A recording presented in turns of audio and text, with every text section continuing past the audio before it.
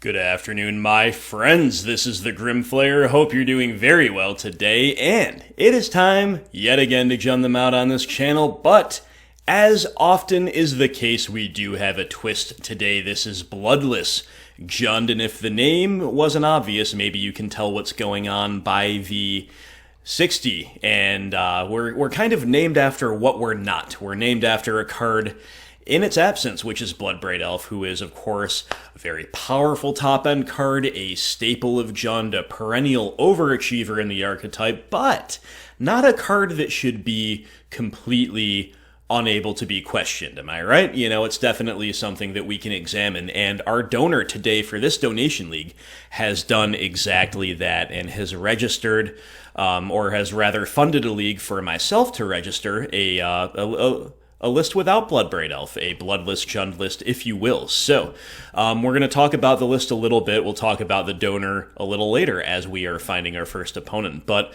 to begin, 23 lands, nothing really too unusual about that, and the only maybe unusual choice is 5 shock lands, which I'm a little bit more favorably disposed to these days. You know, we do have 2 Scoozes and a Kroxa, so the more mana fixing we can get, the better.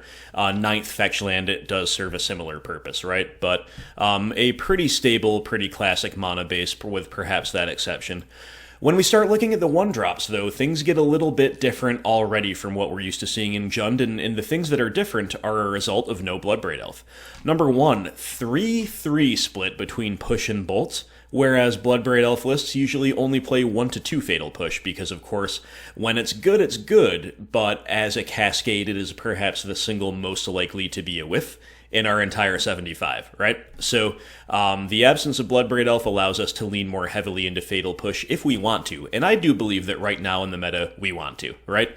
Lightning Bolt still good, still proactive, still flexible, all the rest, but I do like the split here. I think that makes a lot of sense, and 1 copy of Unearth is also a little non-Bowie with Bloodbraid Elf in a couple different ways. Number 1, you cannot unearth Bloodbraid Elf herself, and number 2, of course, it can also be a very high variance cascade, to say the least, but without Bloodbraid Elf around, Unearth becomes playable, at least, or more playable than it was before, and therefore we are going to play it today. 2-drops are looking a little bit more routine, a little bit more usual. Only 1 Kroxa, but 1 Kroxa, 2 Scooz. This is a fairly common configuration right now, with big mana a little bit at a low ebb relative to previous recent highs, and aggro at certainly a high meta share. And we also have 2 Decay and 2 Trophy, which is 1 more piece of 2 mana flexible removal than you usually see in a Jund list, so we have concentrated our efforts a little bit more along those lines, and that is because we have a jam-packed 3-drop slot with a ton of value.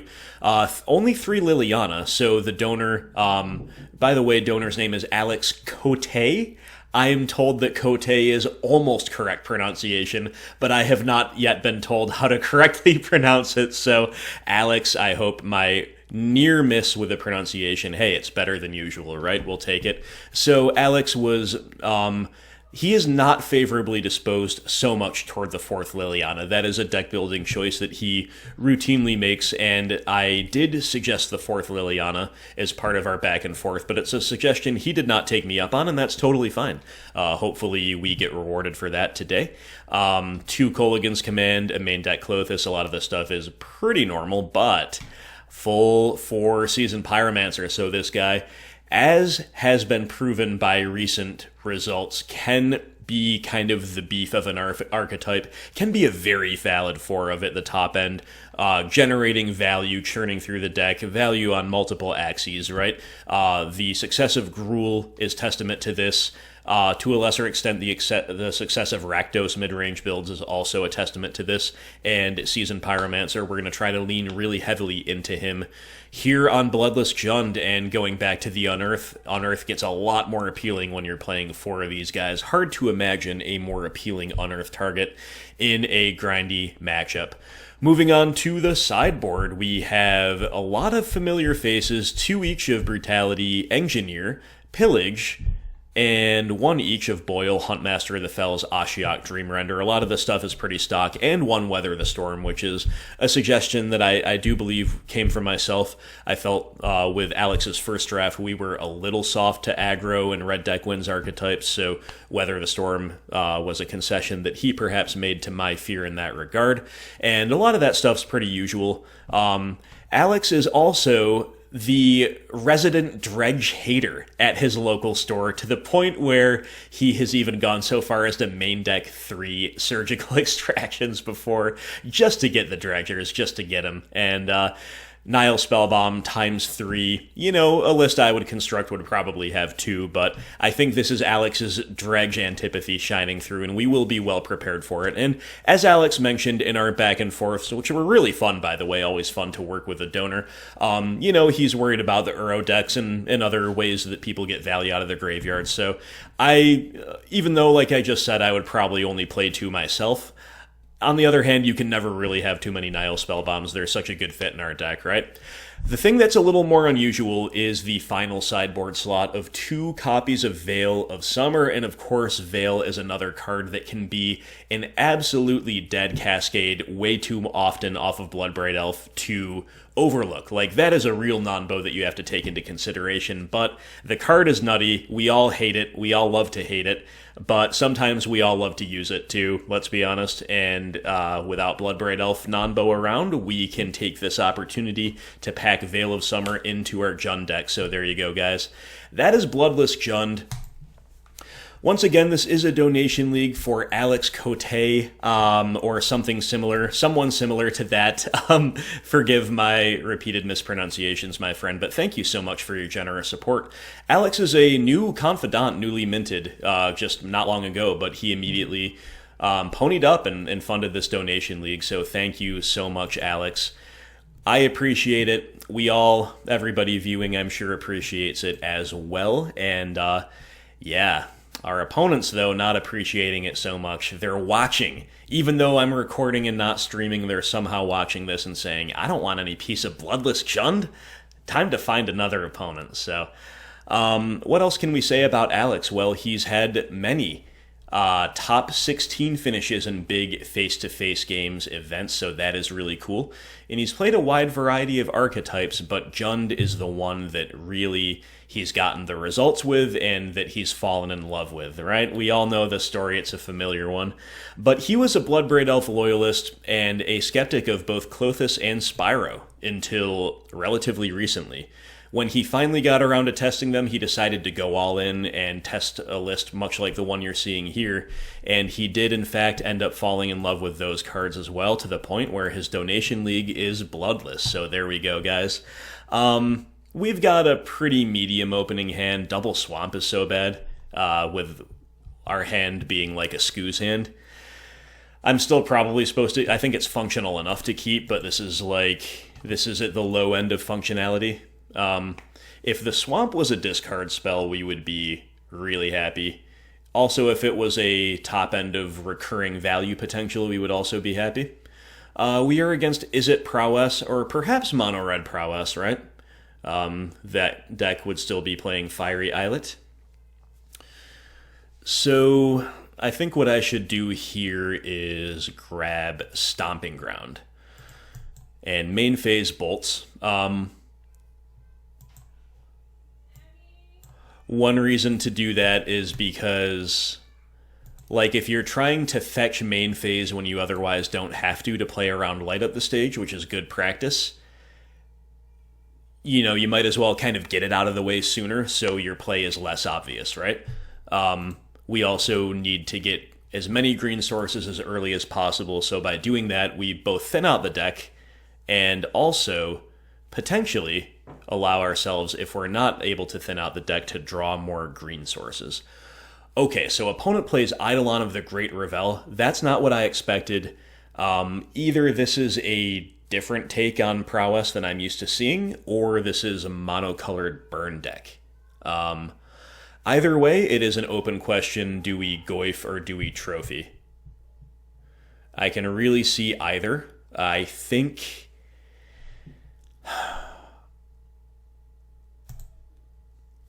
think I'm going to say go and plan to point a trophy at this thing's face.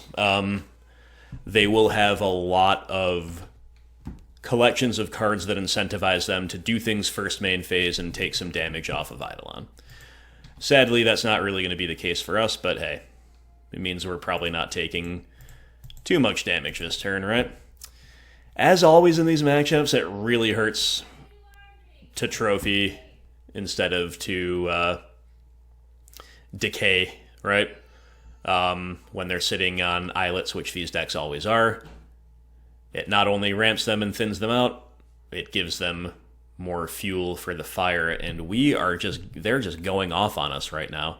Lava Spike into Shard Volley into Eidolon. Well, that's all pretty scary. Draw of a Blood Crypt is, I believe, quite literally the worst land left in our deck.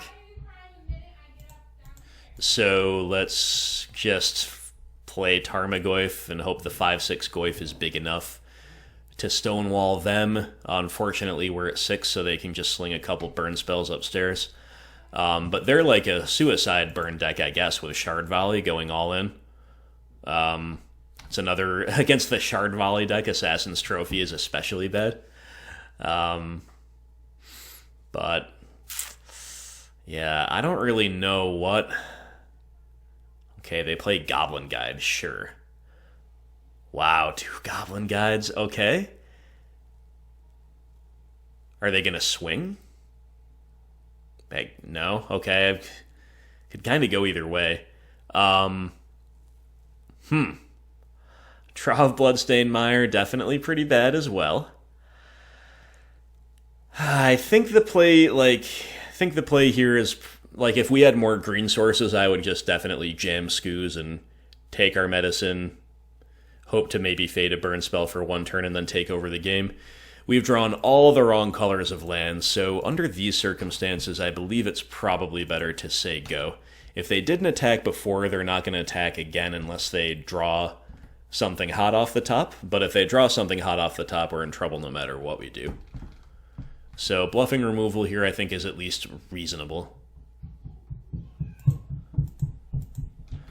But it looks like they're just going to make us have it. We're just going to die here. But we definitely have to block Eidolon. And, that's fine. Losing to burn game 1 is a pretty common occurrence with Jund. Opponent's Seal of Fire going to finish us off. Okay. Well, they could have been in big trouble, I guess, if we had removal, but yeah, maybe that's not so much the case. I guess that's a pretty safe attack no matter how you slice it. Anyway, a very different burn deck, one that this 1 copy of Weather the Storm is going to be really good against if we can find it in the right spot. Obviously, Huntmaster and Brutality are good as well. Plague Engineer is reasonable. I don't know what else to expect out of this specific variant besides usual burn stuff and what we saw.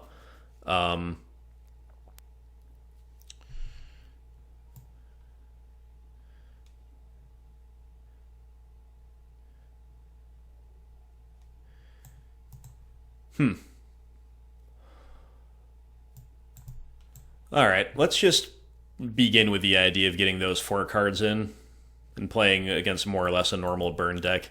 A couple of Wrens are a pretty free pitch. Keeping 1 is fine. Everything else is looking pretty decent to me. So, a couple of Wrens and then Plague Engineer would be competing with, like, the 3rd Wren. Maybe with a trophy, but we're probably still supposed to keep those in even though they're underwhelming. I mean, Plague Engineer is pretty underwhelming against burn anyway. It's just kind of better than bad things, and then when they're on Seal of Fire on top of that, forget about it. I'm just hoping I didn't miss something. I didn't notice a companion, but I was admittedly tunnel visioned on their board and also on reciting my opening spiel, the ending of that. I was low-key wondering if I missed a companion or something, some reason to play like Spellbomb or whatever. Seal of Fire is just making me think of Lurrus, but they would be playing a different Canopy land with Lurrus, of course, so never mind that. Yeah, I think they're just like a all-in burn deck. And to that end, I think we're pretty well configured. I'm going to leave the 1 Wrenn in to help us curve out pinging is not nothing, and because I don't know their deck, it's possible they're playing X1s that we don't know about, like Bomat Courier. Alright. This hand is a keep. Once we fetch and shock, or maybe just fetch if they don't have a turn 1 play, we'll have Bolt, Goyf, and Decay all online. We have Unearth to buy back a Goyf. We have Liliana once we draw the 3rd land. This is definitely a pretty good hand. No discard is no bueno, right? But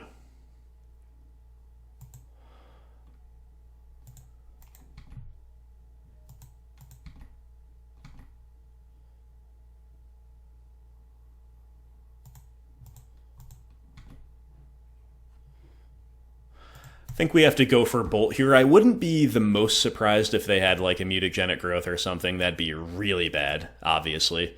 But at least, even if that happens, we have not wasted our mana and we get to go Goyf next turn. And it doesn't happen, so that's cool too. Okay, 3rd land. Once again, we're suspiciously low on green.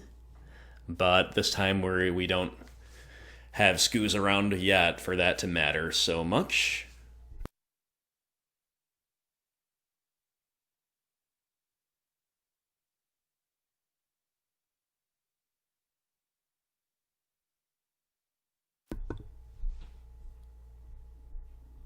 OP going Swifty into Seal of Fire. And then not attacking. Okay.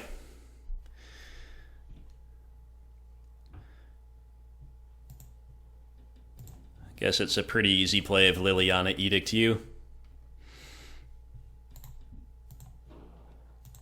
Get to racing.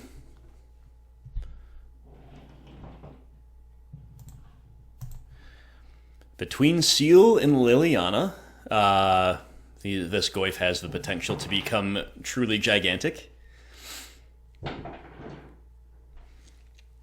Remember, cycling Unearth can help us do that as well. They're going to bolt upstairs, then skewer upstairs. Okay, pure race mode activated. Still 2 cards in hand, and we draw another Tarmogoyf. That's pretty nice. Just pick Trophy here. I guess we're supposed to keep Unearth around. Again, cycling it could be relevant. If they feel like they want to double spell a Goyf, that's obviously going to be great. So, and even if we pitch it now and hit them for 5 this turn, 10 next turn, that's still not quite lethal. But it would be if they had to use Sunbaked Canyon. But you know what? They're going to have to use... How interesting. Yeah, I'm still going to pick Trophy. They're going to have to use Seal of Fire at some point to successfully erase us, so I guess Goyf gets big in that regard too, right?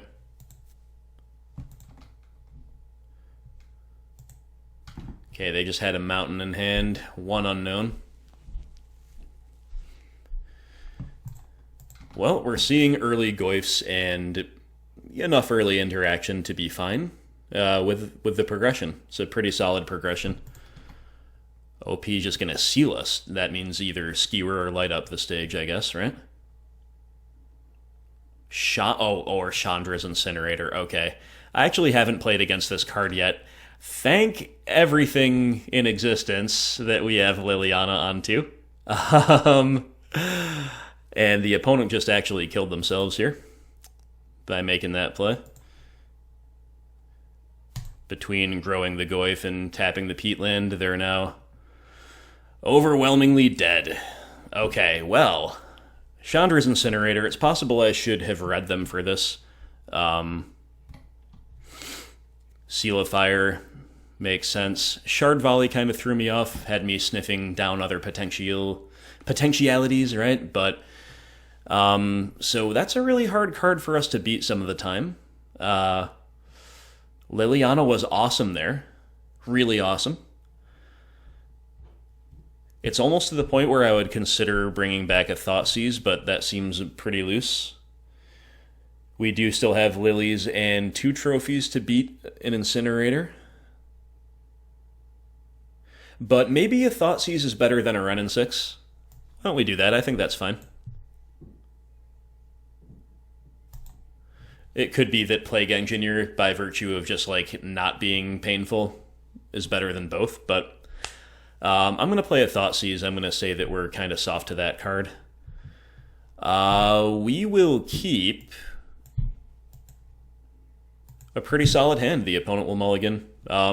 It's not the best I've seen. We want to see Tarmogoyf. We don't have it. We've got a little pain, a little clunk, right? But Inquisition into Brutality seems pretty good. Or perhaps Bolt into Brutality if need be. Swifty. Okay, I guess it is probably going to be Bolt into Brutality, right?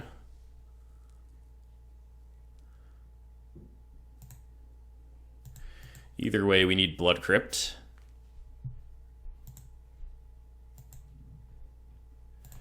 Yeah, let's just cast our Lightning Bolt here. Okay, gotta fade Incinerator in the next couple turns.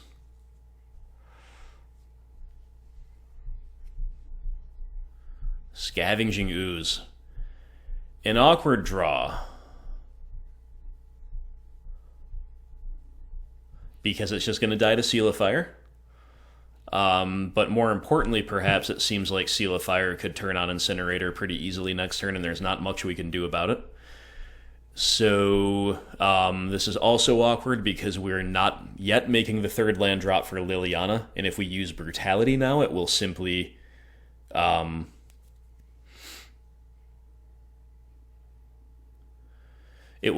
be to drain and check their hand, which is decent, but then we're without kill spells of any kind, and we're soft to other non-Incinerator threats too. Nevertheless, Brutality is probably our best play because it's mana efficient. It's not going to get skullcracked right now. And my only regret is that we don't have anything to kill with it, because we could pretty easily pitch Inquisition, Spyro, and fully escalated Brutality, right? Yeah, I think we need to play Brutality here. I guess just pitching a Spyro is pretty fine. Maybe Inquisition will have a good window for later.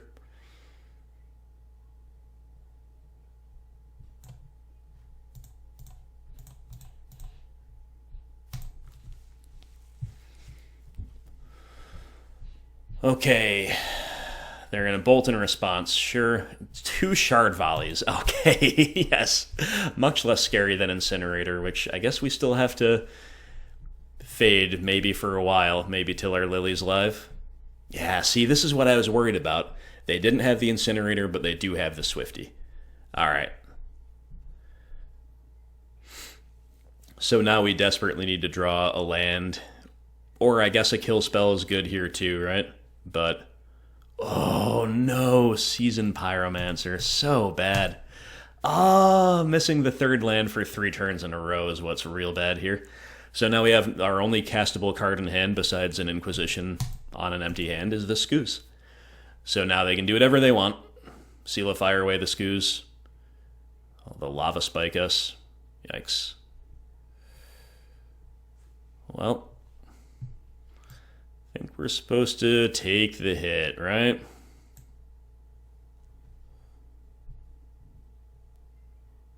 Will they seal the Skoos before we untap with it?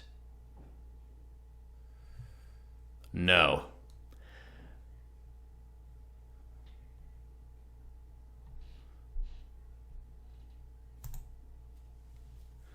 Okay, we've drawn a Raging Ravine. Pretty bad. If the opponent bricks for a turn, though, it could be interesting here. They can still engineer a trade, but we would be 2 for 1ing them.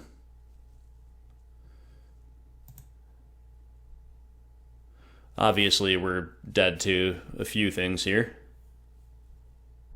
And we're pretty far behind to a few other things, but when you're on the draw and you don't draw the missing land you need for too long, often an aggressive burn progression will put you in exactly that spot. OP tanking here.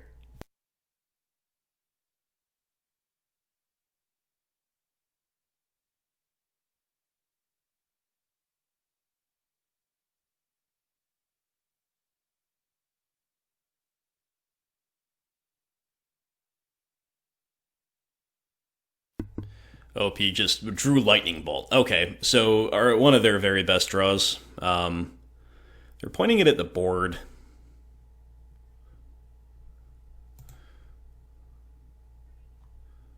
We'll just gain our life, right? But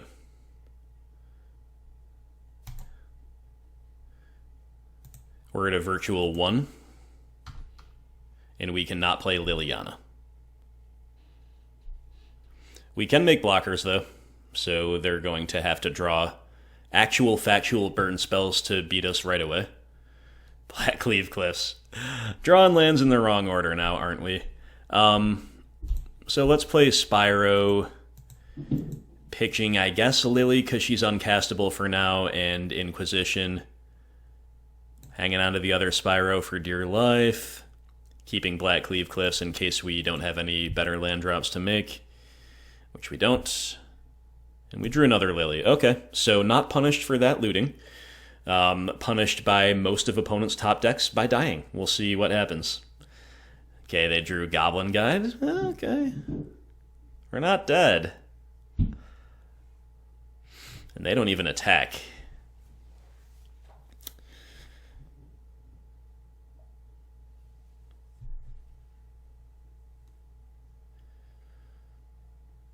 Do we go Spyro, loot the lands away again? Or do we play Liliana, Edict, play a tap land?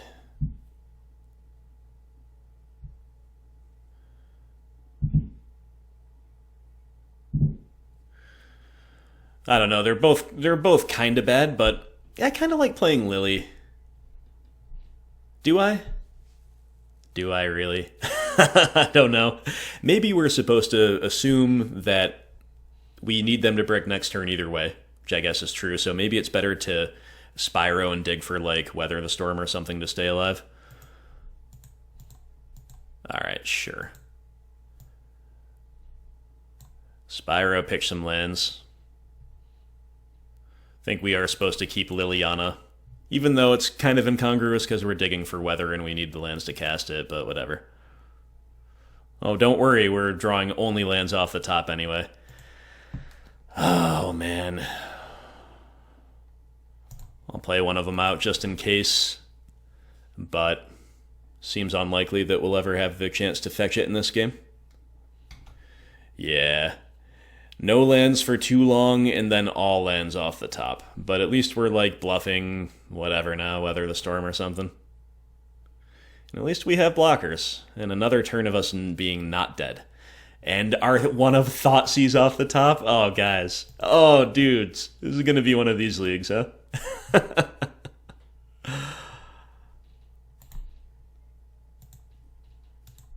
Gonna be one of these leagues, eh?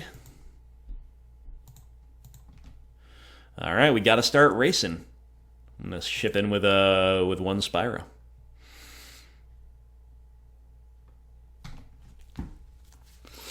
I think they have enough haste threats that I'm gonna continue attacking a little cautiously like this.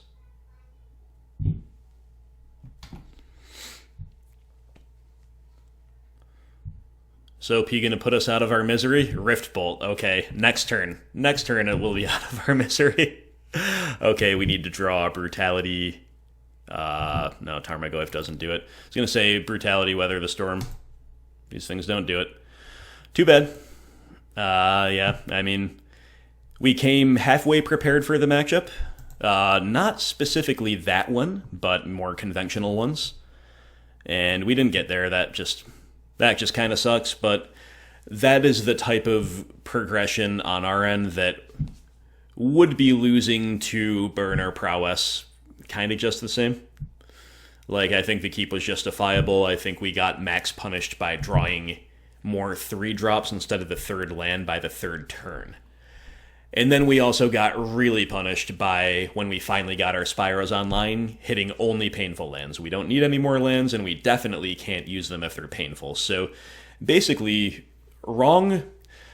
Not even a wrong... Yeah, it's a wrong half of the deck problem. Wrong order problem, really. Against Burn on the draw, there's not much you can do under those circumstances. So, GG. I never hate really playing against Burn, even when we lose. It's just kind of a cool enough archetype. Jeez, what do we think about this 5-lander? It at least has Ravine, has push into Goyf. If they're playing to the board, that's arguably our best 1-2 punch that our deck has to offer, but I do think we're supposed to mull in the blind, sadly. If it was discard Goyf, I'd keep. And now we mulligan to a 1-lander. Oh, it's one of those leagues. It's one of those leagues. I'm going to keep this 1-lander because it's got double discard, and going to 5 in game 1 is awful. So let us bottom one of the 3 drops.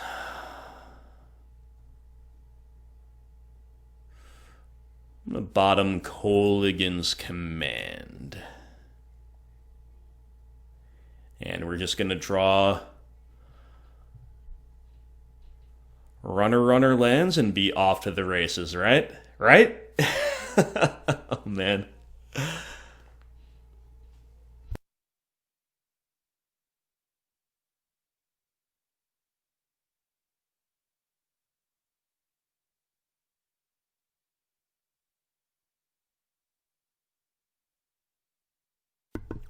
So I've got a ton of donation leagues coming up this month, and this is one of them, of course, but I have many others coming up. A lot of them are BGX, and with almost every single one of them, I have advised the donor to increase the amount of anti-red deck wins tech in their sideboards, or indeed in the main deck, as the case may be. I think you saw a good reason there. Like, if you have a huge critical mass of those cards, you're just that much more likely, obviously, to open on one, but also to have it bridge the gap for you between some awkward progressions that you might otherwise be subject to. And, okay, opponent finally is back with us here. And that's not to say that, like, one Brutality could have turned that around, but one Weather the Storm might have turned that around. Okay, we're against blue-white. BS. Snap, Snap, Spell Snare, Teferi. Okay, take the Teferi. Gonna Thoughtseize again next turn and take a Snap. We don't have any 2-drops, so for once we don't care about Spell Snare, although it's a good card against us. And now we've got the image bug happening, so I'm sorry about that. I will restart client. And we're back, having drawn the second land. Let's Thoughtseize again, and hope we draw the third land and get to go Lily mode here. I mean, it wouldn't be perfect, because then we're pitching some form of action. They've got another Snap left to pressure her, but obviously resolved Lily on curve against blue-white control. Still really good.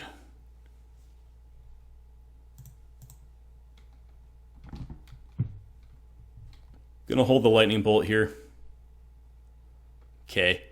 I did so because if we didn't draw the land, it might have use cases, and if we did, which we did, then yeah, let's get Stomping Ground. Then I would rather pitch it to Lily than pitch this beautiful foily Spyro man, right?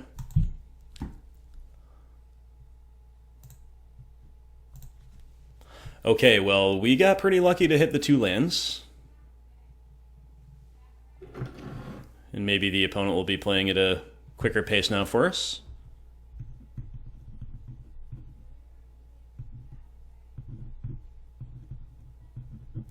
Indeed, Snapcaster comes down for pressure. That's exactly what we were expecting.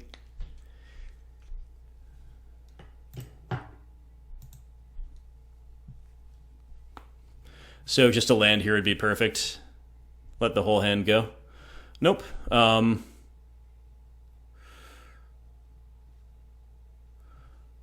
Okay, so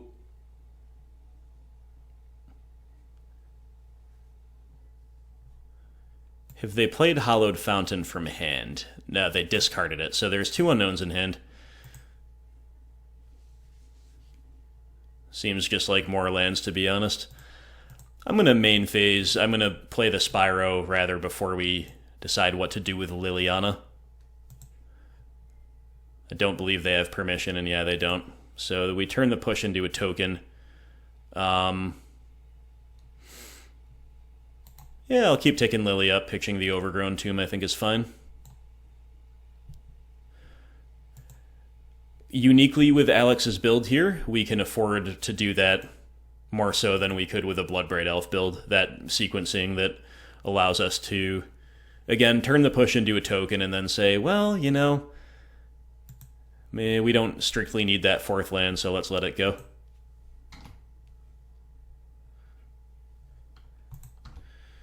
I'm going to hope to get the Spell Snare out of their hand with a Lily tick up this turn. But that, of course, will depend on what we draw. Maybe we draw another 3-drop, and who knows. Okay. Let's tick up again. Hopefully a Spell Snare will go bye-bye. Nope. Okay.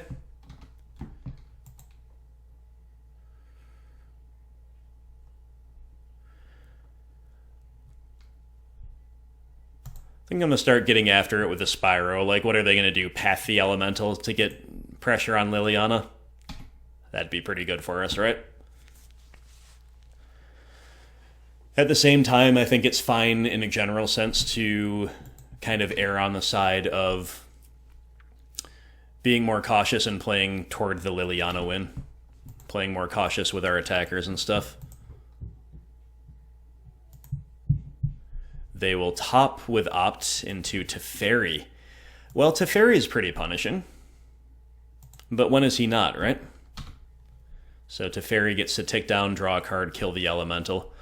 On the upside, we'll get to resolve Goyf. And we'll get to kill Teferi on the crackback, and hopefully we draw, yeah, a land that's fine.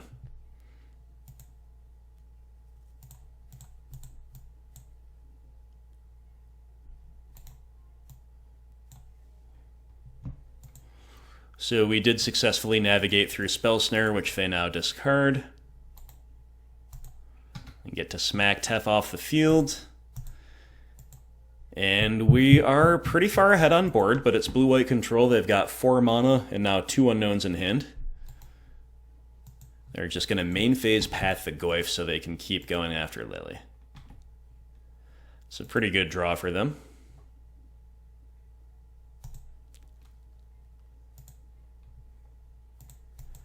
Just do the fetching now.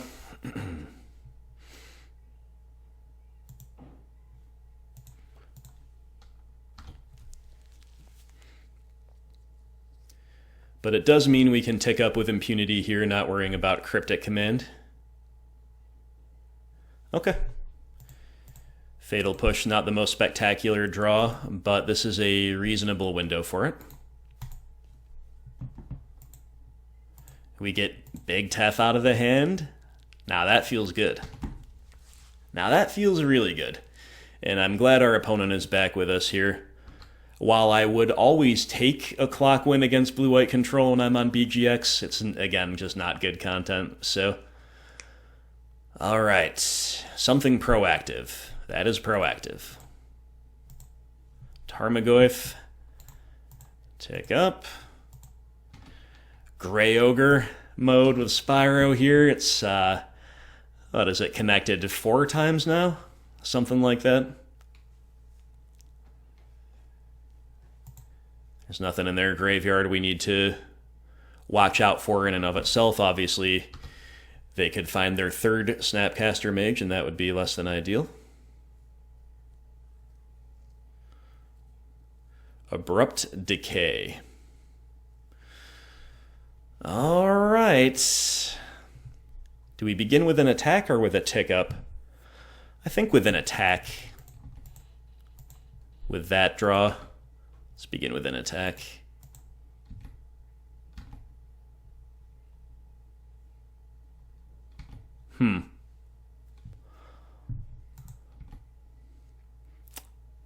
If that's a Snapcaster, they were just really disciplined with it.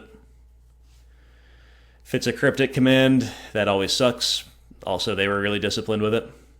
But at least we won't lose the Lily to it. Yeah, I think ticking up here is correct. Remand. Nice. That really rewards us. In general, permission is what rewarded us, but specifically remand, I think, really rewarding there. Alright, so they're dead on board. There's Lily on 4. They're in top deck mode. They rip Opt.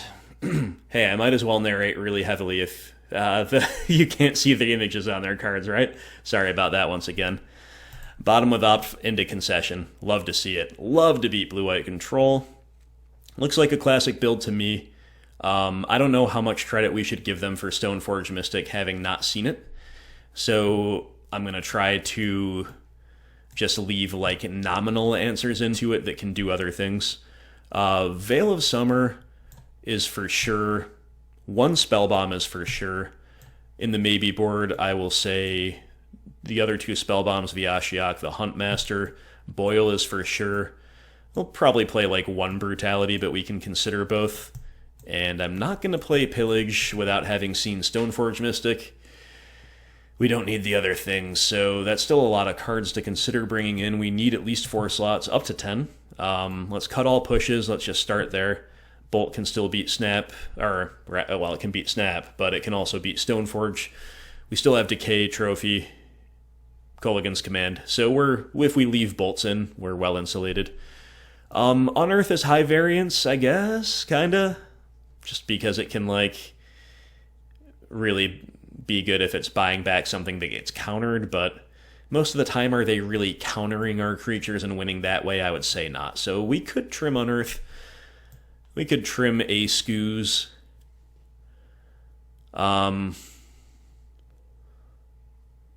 We could maybe trim 1 Abrupt Decay. Or 1 Lightning Bolt, probably not both.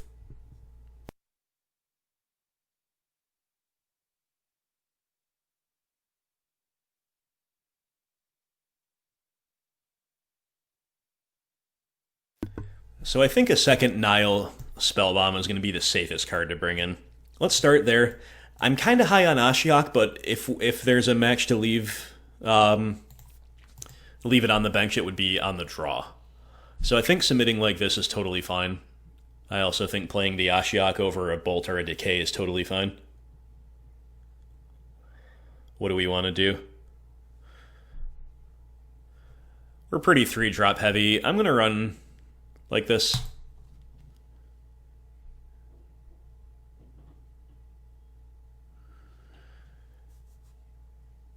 I just don't want to like get run over by a Stoneforge if they haven't, and we know that there are Decay targets. We've seen them in round 1. Hand's great. Inquisition into Wrenn is awesome. Spellbombs are never bad. Functionality with our lands, if we can see in a mulliganing opponent, that will be even better. Alas. We'll still keep it.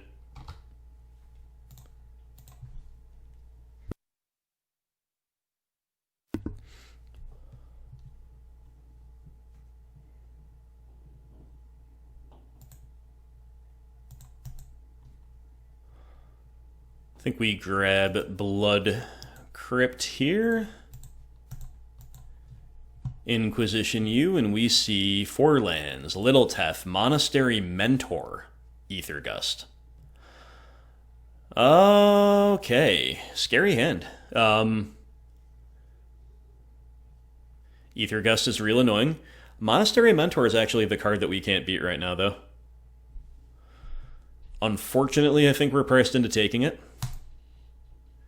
Like, against a lot of other things, we could take the Aethergust and plan to stick the Wrenn and take over the game, but not really against, like, the Mentor.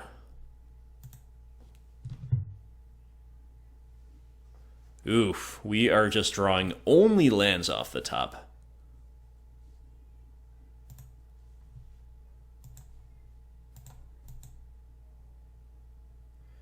Well, we don't have much of a choice but to... Well, hold on. You know what? Maybe we make their Aethergust worse by just playing Spellbomb and saying go. Like, we pretty clearly need to cantrip anyway, because we're just hitting only lands off the top. This is hopefully going to time walk them, and then next turn they'll probably tap out for Tef and we can get the Wrenn down. Not that our position will necessarily even be great when that happens, but... I think this is the right play around the known contents of their hand.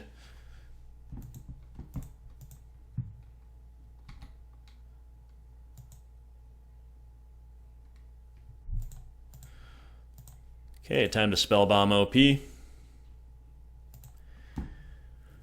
We've drawn Veil of Summer. Wow, that makes me really wish we'd just taken the Teferi away, but again, we'd be losing to the Monastery Mentor, right? So...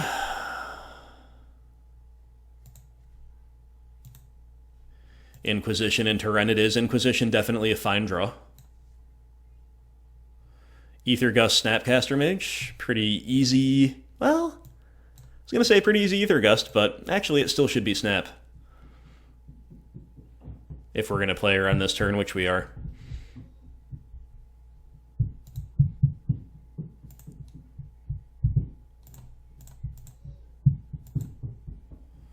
Okay, time to start pulling ahead on cards with Wrenn, even if they're only lands, that's still pretty good. And we'll need to find an answer to Teferi sooner rather than later, but Abrupt Decay would be our best draw, I guess. Aether Gust still delays it by a turn, but... Oh, man. Oh, man, all the lands, huh? So we can start getting some more concrete card advantage here by cracking Peatland. I think we're supposed to. Let's play and crack Peatland. Then we'll buy it back, and then...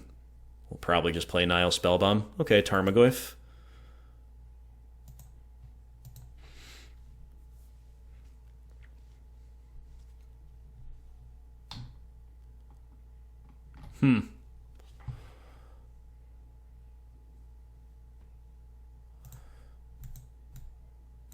Yeah, let's play Spellbomb, I guess. There's no real need to walk into the Teferi bounces there.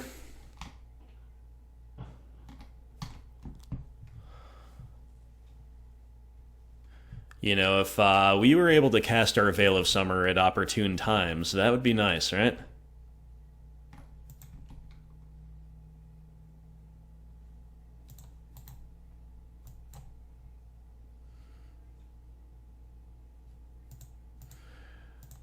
Well, we're just kind of cantripping here with these bombs. Okay, 2 Tarmogoyfs. Abrupt Decay.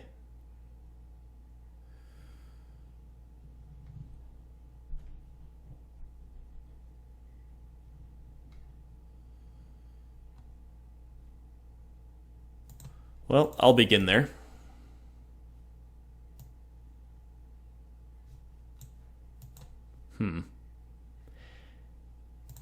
Yeah, I'll begin there.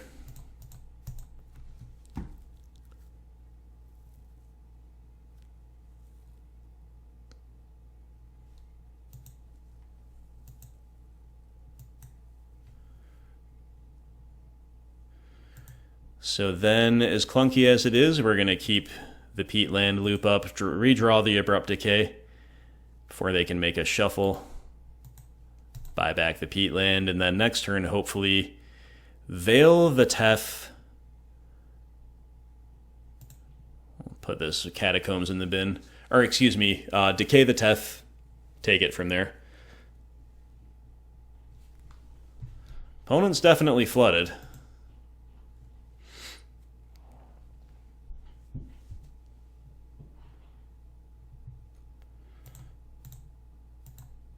Okay. Now can we decay your Teferi? Another Aether Gust. Okay. Another top, and I guess we're supposed to keep making the same play, right?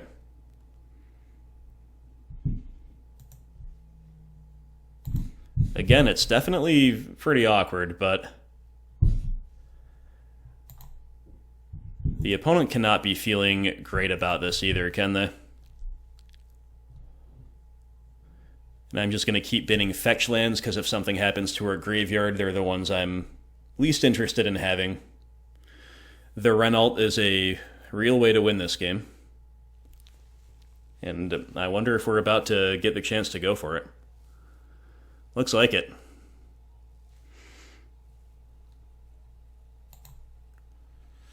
We just have to do that, right?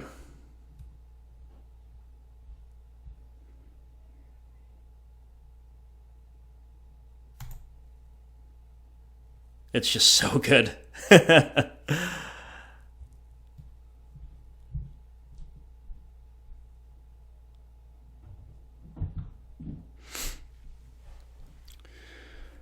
So now there's like an outside chance that we'd want to Inquisition first, but I think once again I'm just going to lead on Decay. There's too many variables here. I think we just take the more obvious line, see what happens, and then decide from there. Okay, good. Good.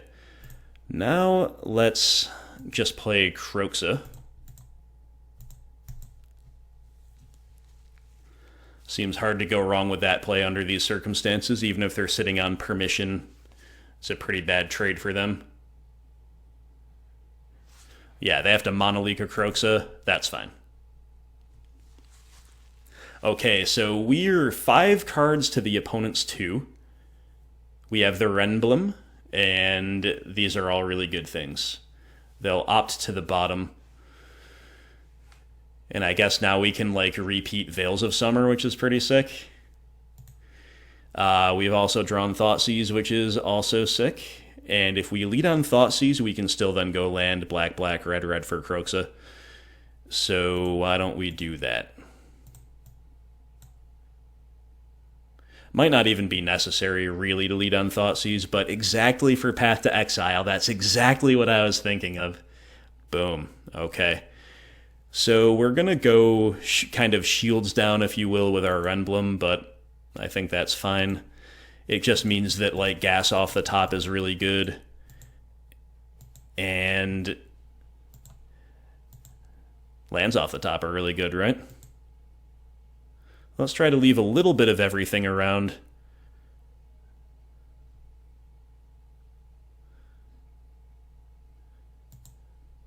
Maybe it's unavoidable to shrink the Goyf a little bit. We have a variety of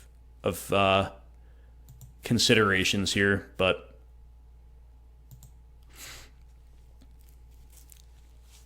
our life total is really low, so I thought about leaving an Inquisition in over a Thoughtseize. But we didn't. Interesting tech of Dismember from a blue-white opponent.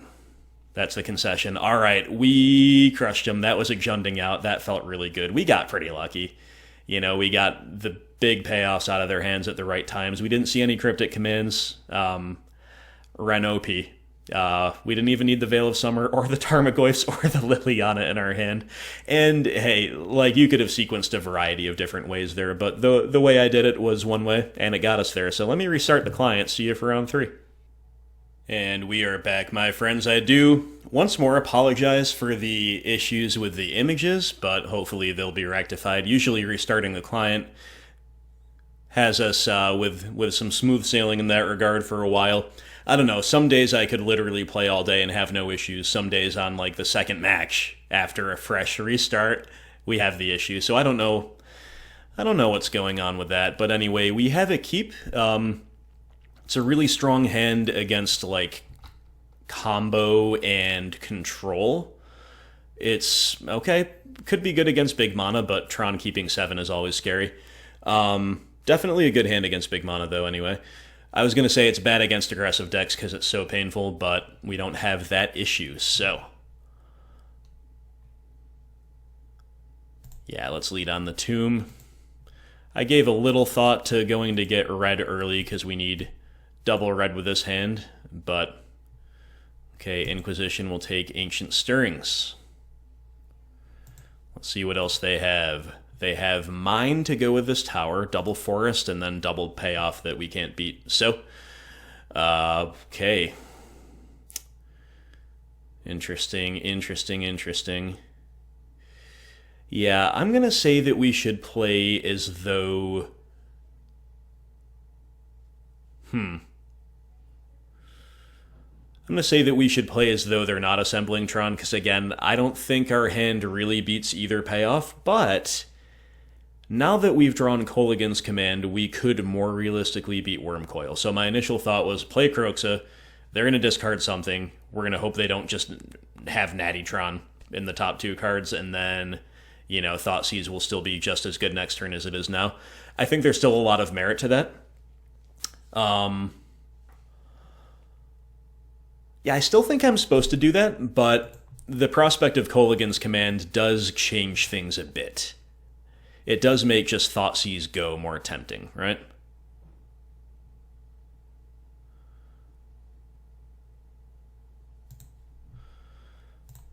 I'm going to get Basic Mountain. Even that decision wasn't obvious, because if we crack Peatland, do we want as many duels as possible for maximum Kroxa consistency?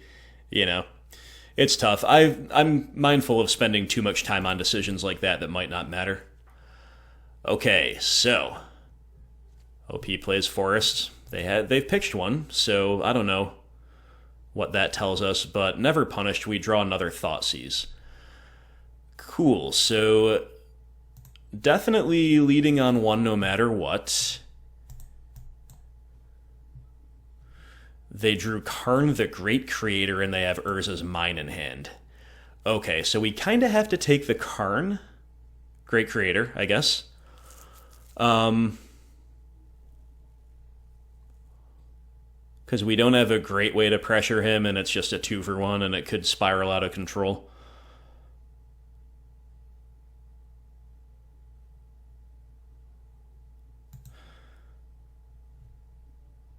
And then I think I'm supposed to Wrenn here. Buy back this land. Because we pretty clearly need to keep hitting land drops to maximize this hand's potential, and again, we're playing for them to not just, like, blindly top deck Tron, which they don't. Blackcleave Cliffs, eh? Alright, Thoughtseize you. Double Worm Coil Engine. Oh my goodness. So I was all that, like, I know this is Tron and usually the decisions are straightforward, but this is a really nuanced game 1 in my opinion.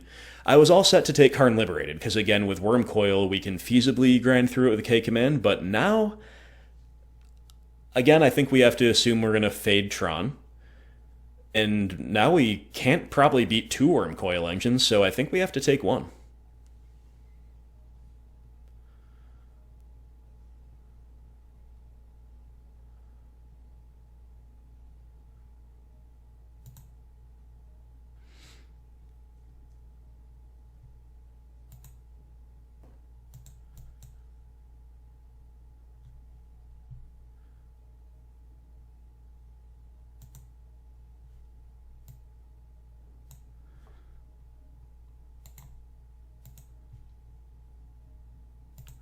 So now we get to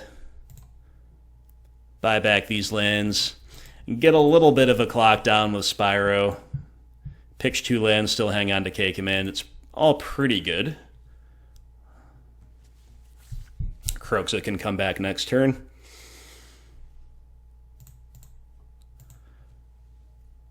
Expedition map.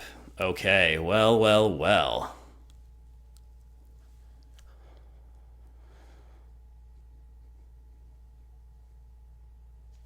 There's the power plant, and they've got 2 payoffs in hand, so we need to draw a 3rd Thoughtseize, which we don't even have. Dang. So, I guess better to Kroxa now than to K command, right?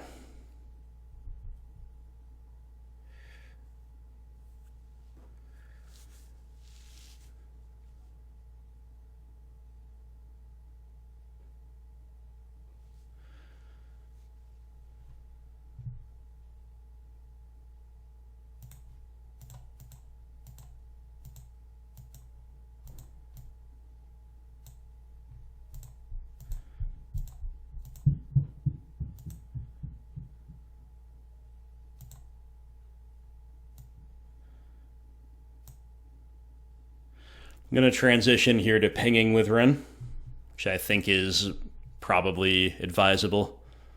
We'll see what they pitch. It might be the Karn at this point. Now they do pitch Worm Coil. Okay.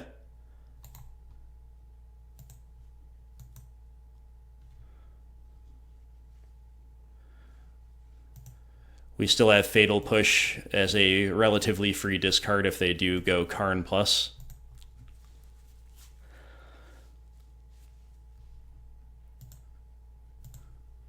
Well, we're battling through a lot of Tron stuff here. We have answered with attrition, with hand-related attrition, we have answered Karn the Great Creator and 2 Wormcoil Engines. And now we have to see if we can beat a resolved Karn Liberated. We'll see what they do. They're going to exile Kroxa, not unexpected. And I think this is beatable. Raging Ravine, not the most exciting.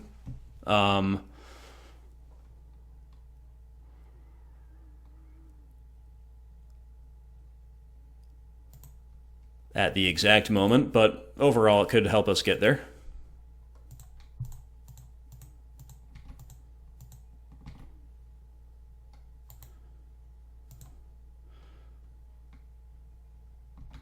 And unfortunately, I think we just have to like discard and shock on their draw step.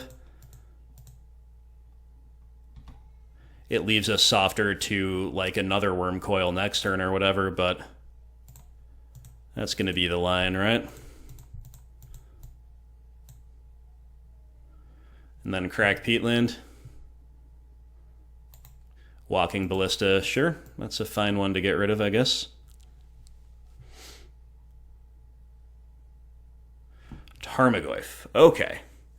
So I was all set to start attacking with Raging Ravine, but we're probably supposed to, now that we have Goyf, get that down.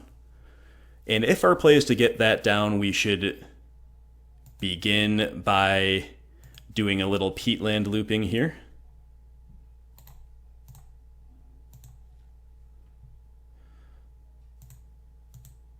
Okay, we are not rewarded immediately. The only thing we can say for that play is it dug us through some dead top decks. We've still got overwhelmingly lethal on board. Amusingly, our life total is still lower than theirs. We're at 7. We've just got to fade a payoff. They've had a high density of payoffs. We got to fade one. They found something here. Oh my goodness. Just don't be Ulamog. Obviously, they just rip Ulamog directly off the top.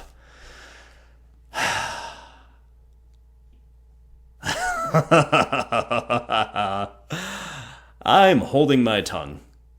Why are we back to the images going haywire, too?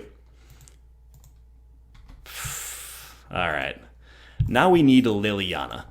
If we can find a Liliana, we can still win. Shot called. Shot called, baby.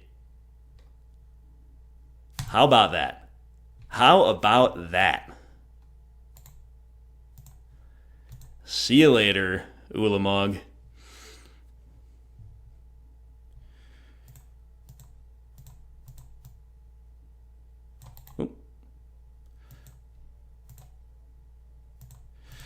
Wrong lands. Let's replay a Wrenn as well. Yeah, I know it like plays into board wipes or whatever, you know, Ugin.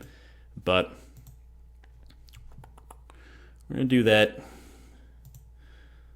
We're going to do that. And then we're going to do this.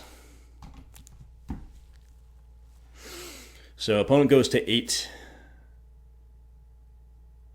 Next turn they will go to 2. Yeah, I didn't think hard enough maybe about that. Pinging this turn with Wrenn and Six would have put them at lethal with another Wrenn and Six ping, assuming everything connects, but I mean, if they're just going to keep ripping payoffs in this position, then there's nothing we can do, really, and they do rip another Karn the Great Creator. Oh boy. Okay. So what is the scariest thing they can get? I don't even know what Tron, like true green Tron wish boards look like these days. Last I knew, Karn the Great Creator wasn't even that common any longer. Sundering Titan. Jeez. Well, this is a Troning and a half. Unreal. Swamp, Forest, Mountain. 3 lands down and it's a 7/10. Seems pretty good. We draw Inquisition. Seems pretty bad. Okay, then. Let's play a land that doesn't die to Sundering Titan, which would be Peatland. I don't think we're supposed to crack Peatland main phase because what are we drawing to? Maybe Trophy, but we can't cast it anyway. Right? So let's deploy the Peatland.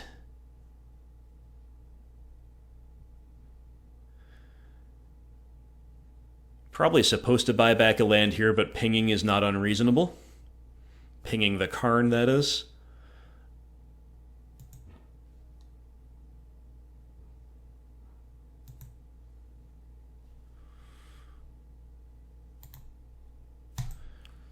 Play Lily, ditch the Inquisition. So if we can fade another payoff this turn, or if they don't have anything too spectacular to tutor with Karn, we can maybe still get there.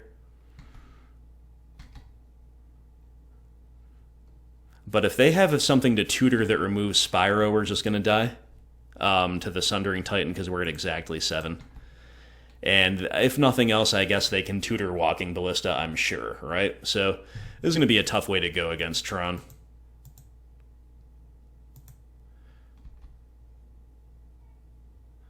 But I think they're almost certainly going to have us here.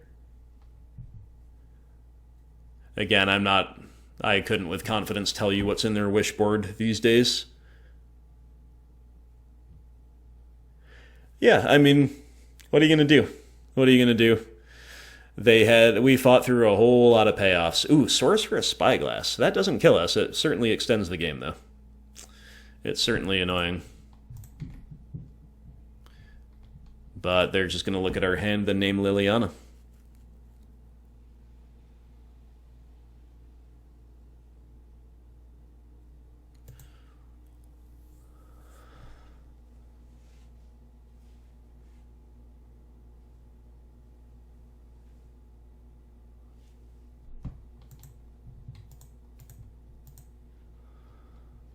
If we are in truly desperate straits, we can chump the Titan for a couple turns with Spyro, but not if we crack Peatland right now.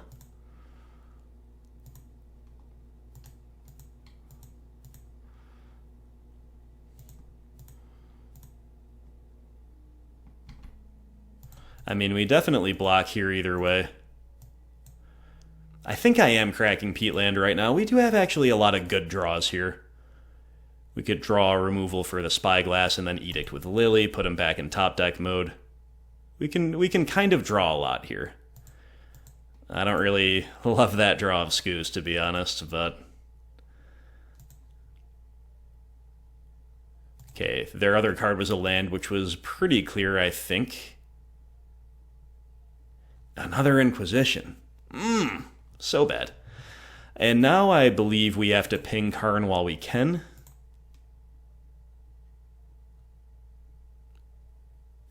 Which really sucks.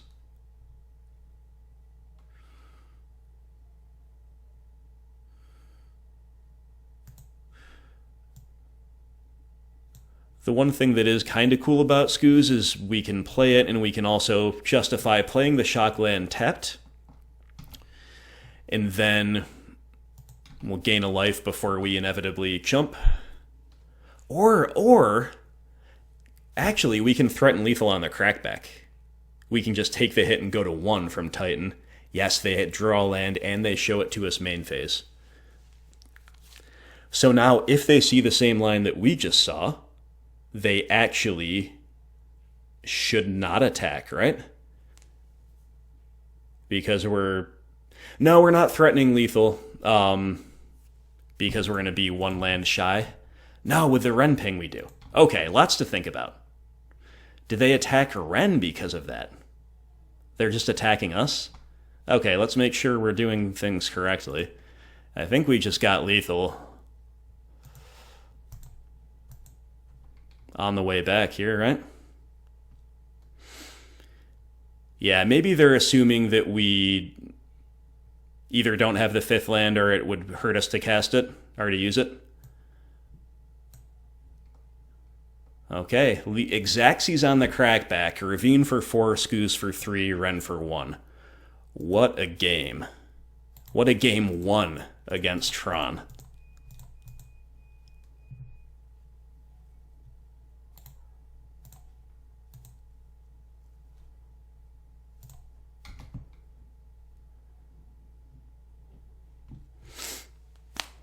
Oh man, that was exciting. Like, how many payoffs can we win through? That was pretty intense. And it's going to get better post-side, but it's still a bad matchup. And it doesn't get that much better because, like I said in the deck tech, our deck is actually not designed to really beat big mana. In fact, it's depressingly thin, our options off the bench here. You could consider an Ashiok, and other than that, I'm not really going to play anything here. I mean, Huntmaster has text, but it's not where we want to be, right? So 2 pillages is about all that I'm excited about, and 3 pushes need to get cut. We could cut so many other cards if we had a lot of cards to bring in, like Unearth, Scooze, Wrenn and Six, even like a Spyro because it's really slow, Klothys. We have so many underwhelming cards against Tron. It's a miracle we won a game 1. Against them, again, keeping 7 and hitting payoff after payoff after payoff. We drew the right half of the deck for the most part, that's for sure. Of all those medium cards, is Ashiok less medium than any of them? I think because we have so many medium threats, we can afford to play the Ashiok just because it does have a little bit of free win potential, even though it's pretty slim on the draw. So I'll do it. This is a fine 60. Do we want to play Huntmaster over like a Wrenn and Six number 2?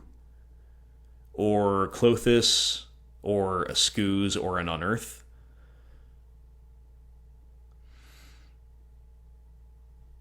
Probably you could do like any of those and it'd be fine, but I'm going to do none of them. I guess when in doubt, we'll play the lower curve stuff, but again, it is all aggressively medium here. Oh, opponent keeping 7. Well, we're going to keep. We're really unfavored on the draw anyway. I don't think mulling aggressively for just like a couple trophies is correct. Let's just keep and hope they kept like a functional 7 without Tron rolled up, but doesn't look like that's the case, right?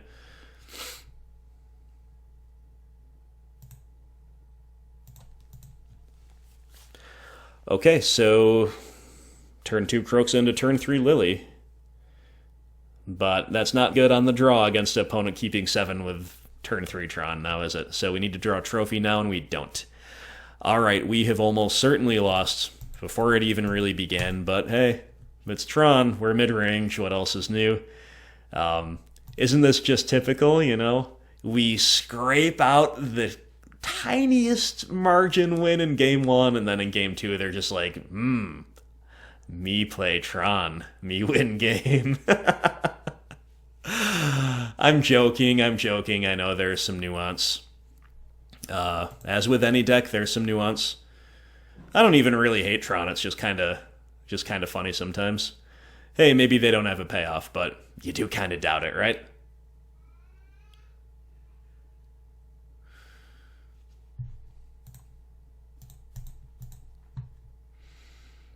Karn. Into... Are they going to go Spyglass us? Unfortunately, Ashiok does not affect Karn search. Oh, they're going to go Liquimetal Coating. Okay. We need to draw something that kills Karn right away. Oh my goodness, another map. What a progression. Anything to kill Karn, please? They're trying to Expedition map us. That's not going to do it. If they want to coating us. Yeah, sure. If only we had a bolt to fire off in a response. But maybe we'll draw one. Yeah, shot called. Again. Okay. See you later, Karn. That's a moral victory if I've ever seen one. Does this still... Yeah, okay. I guess we're supposed to play Skoos now, right?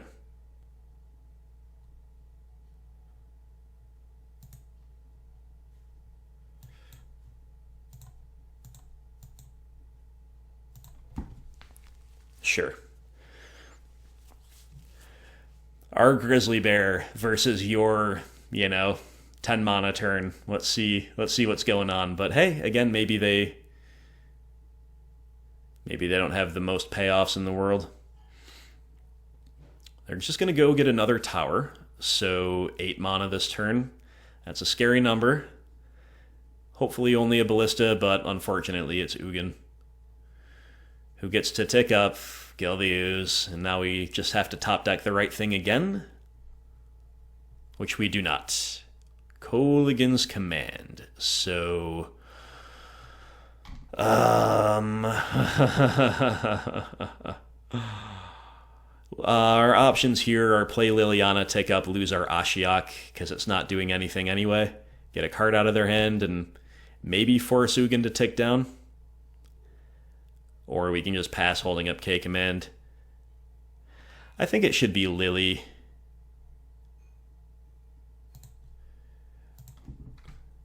We are disrupting a bit this way. We are growing our graveyard for Kroxa this way.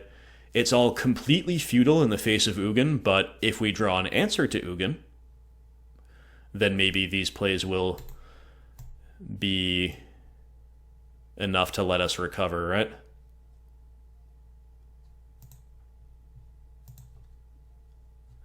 Okay, well, this one looks pretty lost, but we'll keep playing it out. And on the play, again, I still think we're in trouble with our Bloodless Jund configuration, but we'll be a lot more able to get something going.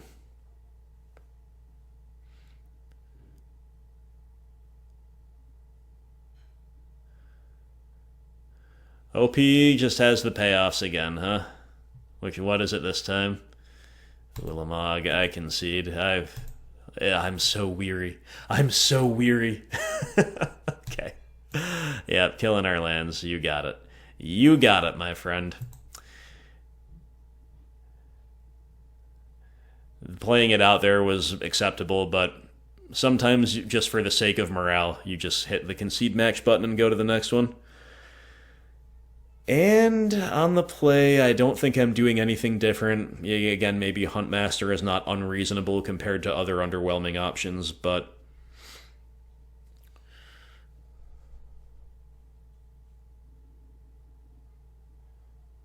I'm thinking about cutting Klothys for him, but there's a world in which we play like a couple Planeswalkers and then Klothys animates and ends the game in a hurry.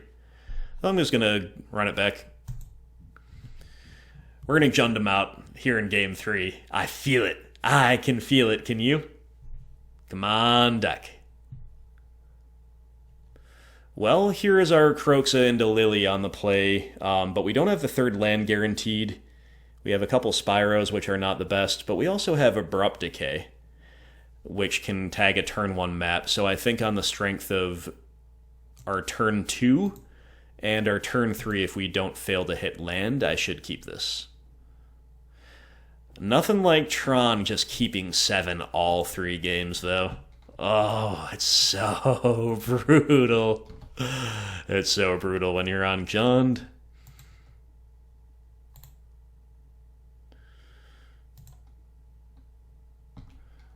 I'm not going to fetch here. We need to hit a land. We did. All right. So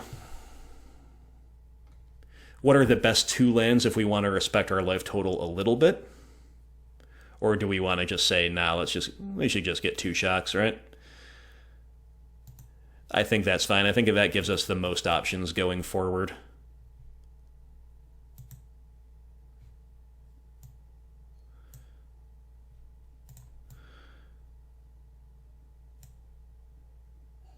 I'm actually going to get Blood Crypt and Stomping Ground here, so we can get Swamp next turn if we want. We'll have double red and double black, and we actively do not want Basic Forest.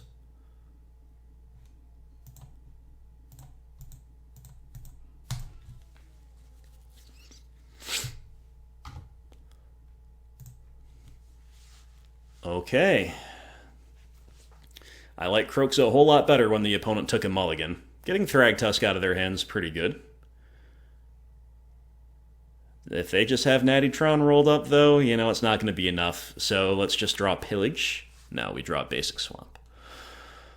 Okay, I'm preparing to get Natty Tron. It seems like what they have. Keep 7 with Natty Tron. Good times, right? I'm going to pitch a Spyro here.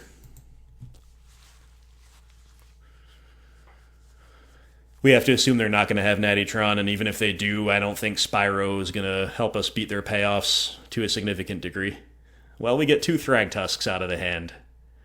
They have Natty Tron. They also have a payoff. It is Wormcoil Engine.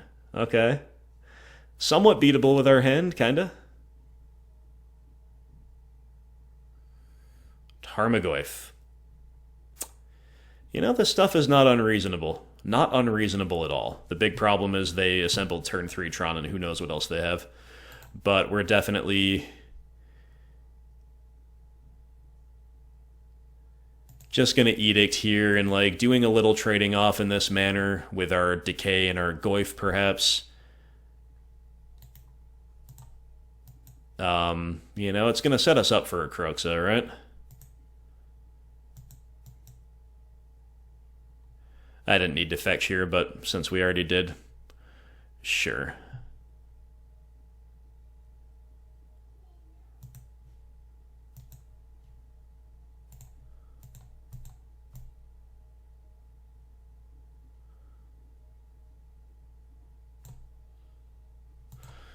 You know, our progression is decent. It is decent. I think that we would be like in pretty decent shape against a non-keep 7 Natty Tron progression from the opponent. Okay, there's land number 4, which is mana number 8, which is Ugin.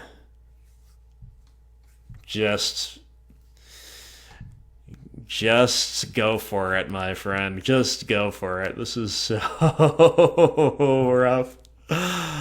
Okay, then. So we're obligated to tag the Death Touch one here, I guess, because we have to hope that somehow, someway we can rebuild and overcome them.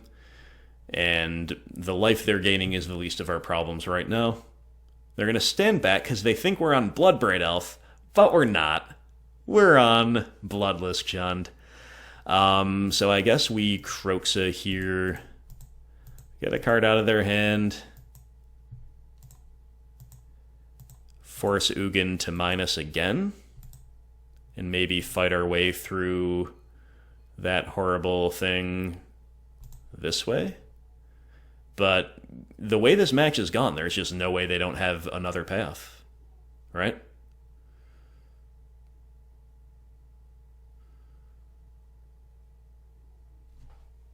Well, our round one victory was a serious moral victory, my friends, but they're just trotting us out here on the post-side games effortlessly. They activate their Ugin before they even bother to Stirrings into Karn Liberated. Oh, okay, whatever. Get me out of this game. Okay. Well, Alex, I am sorry that we had to run into Tron, and a Tron that is keeping such fire hands against us. Our poor Bloodless Jund configuration is not exactly ideally positioned against such a deck. We're definitely keeping here.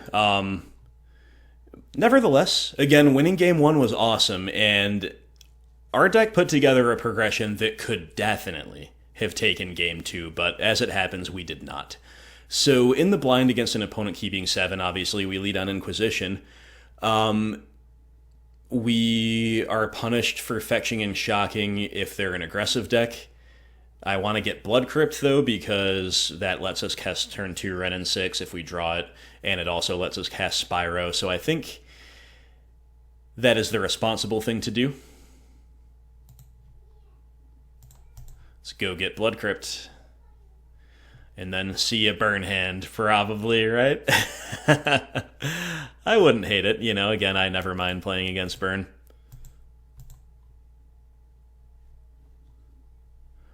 Oh, wow, the shot calls are on point today. I mean, I guess it's not technically burn because we see Abbot of Carol Keep. This is a Prowess deck. I think we're going to just take Swifty.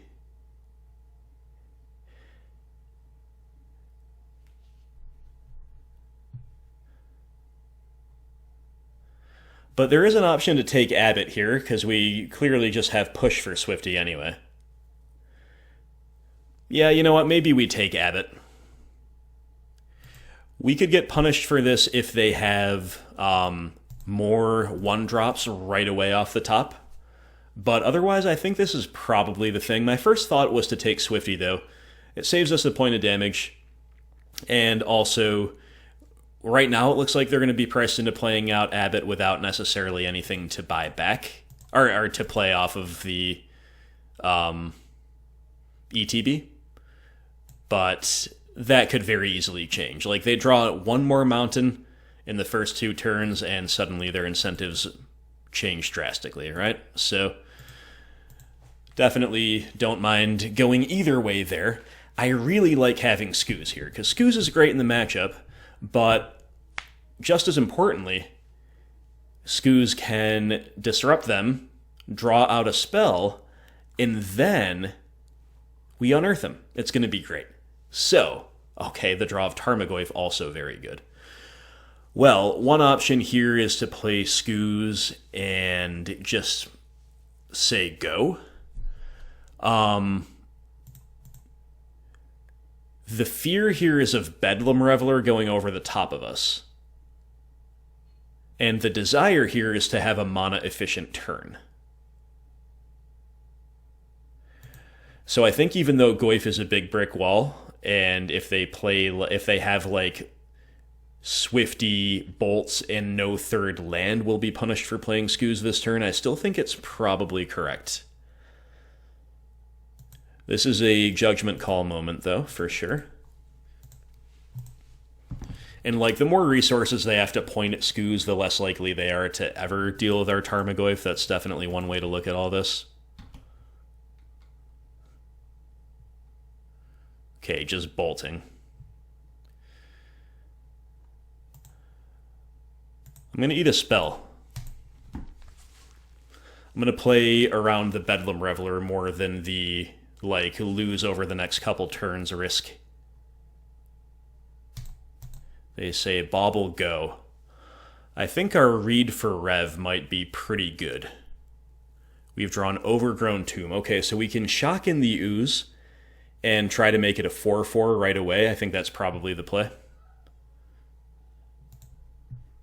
I said shock in the Ooze. I mean unearth the Ooze after having shocked in the land, of course. And again, if all this fails, we still can slam a Tarmogoyf. But yeah, Unearth's time to shine for real right now. OP's bobbling, which leads me to believe they're digging for instant speed kill spells for this guy. Alright, let's try right away to eat their stuff. We successfully gain 1 life. We successfully gain another. Yes. Alright. I'm just going to eat the Lightning Bolt main phase too. No real reason not to. Not like there are any other creatures to eat anyway, right? So if I had to guess, I'd think we have pretty successfully kept them off Bedlam Reveler. But maybe not. They go land, spike, spike. The last card in their hand could still easily be Rev, though. Inquisition. Should we find out? We find out at the cost of a Scooz activation. Or a life. Neither is free. Like, neither is definitely something that we should do. I don't really think Inquisitioning is necessary. Like, what could they have that they couldn't either cast in response or that we don't care about, right? So, let's attack.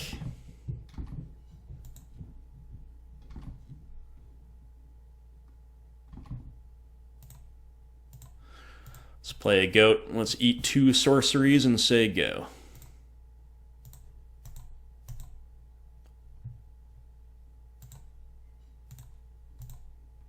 I'm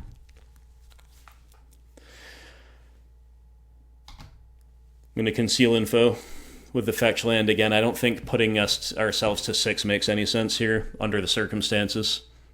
They're less likely to have deal 3 than Burnwood, but it's still possible. Opponent had a land in hand, it looks like, because they go light up into 2 lava darts. Okay. So that actually does represent lethal if they rip Swifty off the top, which is pretty scary. It's also going to be hard to keep them off of Bedlam Reveler mana. We've also drawn a total brick for turn in the form of Blood Crypt. But I think we're probably supposed to make them have exactly Swifty to kill us. Because we kill them if they don't. I guess they can kill us with Spike or Bolt too. But that actually makes me want to attack even more, because they have a few different ways to draw lethal. We shouldn't play around only their haste threat.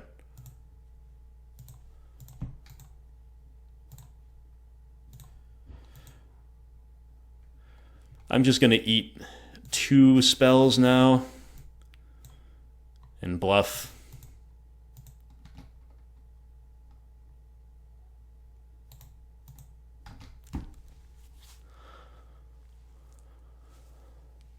Okay, so opponent's dead on board.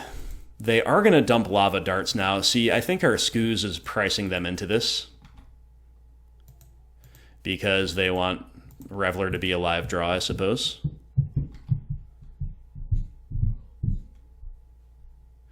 And then they're going to untap.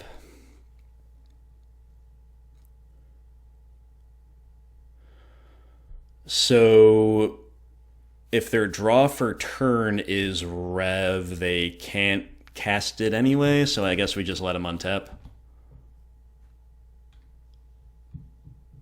What is this? Abbot? It's Monomorphose. Okay. Now if they Monomorphose into Rev, they can cast it. So now I guess we eat Lava Spike in response. Obviously, they could still Monomorphose into lethal by the means we've already discussed. But I don't think we have any way to play around those. This is really intense. It is. Okay, it's Abbot after the Monomorphose. Scary. Abbot will flip. Mountain. Little less scary. Little less scary. So they're going to lose this Lava Dart unless they use it right now, which they certainly will.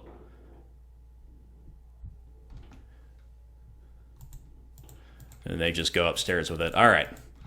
We're Jund. Let's just draw a kill spell. That's what Jund does. Draw a kill spell and we win. Oh my god, the flood. The flood. Unbelievable. So we can attack and put them to 4. They will have to Lava Dart the board. So they're going to block Scooze and then dart. Oh man, I cannot believe it. And it's not even putting them to lethal because, well, yes, we'll still have Monomorphose in the yard.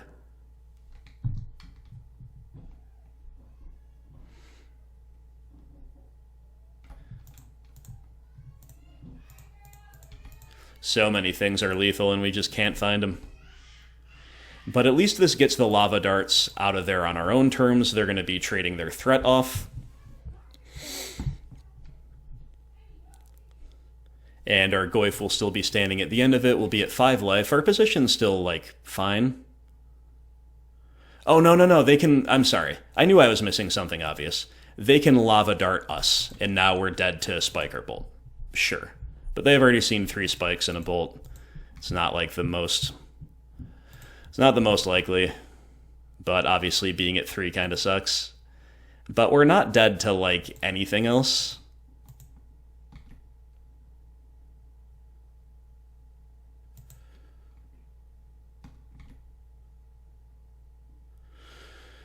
So I guess technically we should eat their Monomorphos. We still have an instant in our own yard. Let's do that.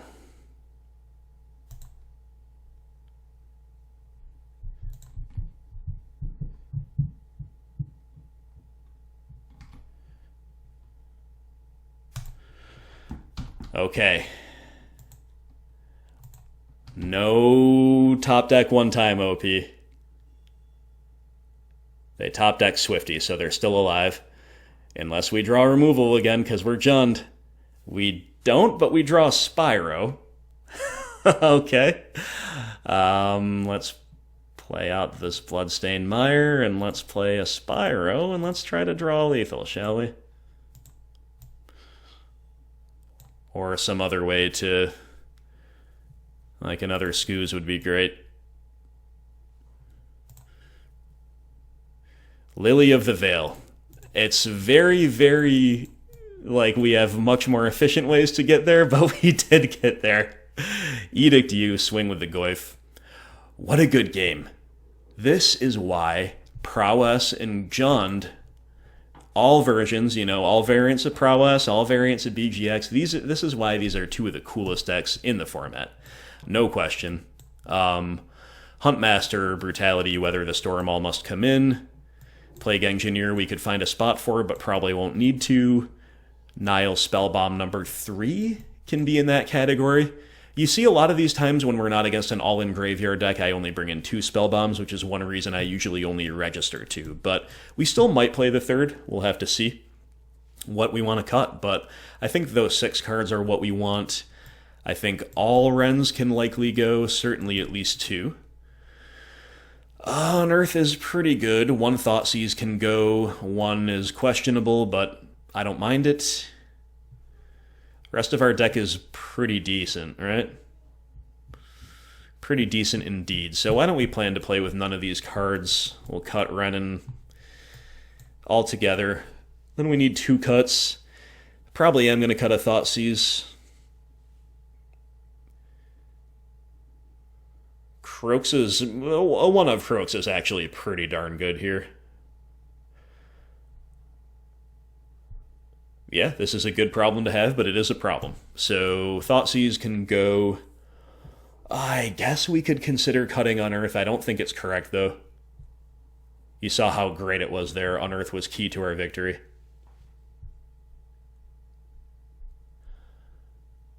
So I am considering maybe a K command? On the draw seems like an okay cut. I don't think we should cut anything else besides like only playing with 1 Spellbomb maybe. What if we do that? Yeah, okay. I'll change my mind. I'll play with only 1 Spellbomb. I really like 2 in the matchup, but we have a lot to do.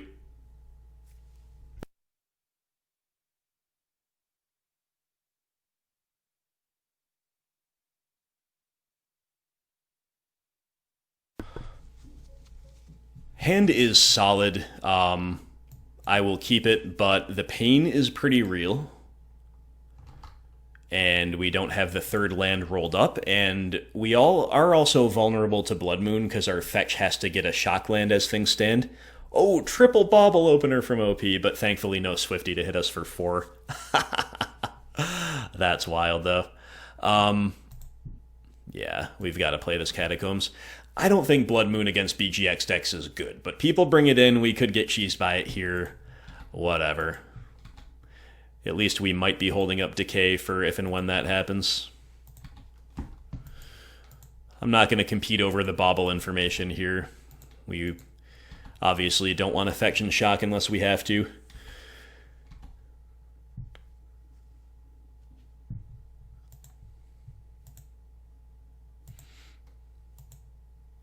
They're going to bolt us.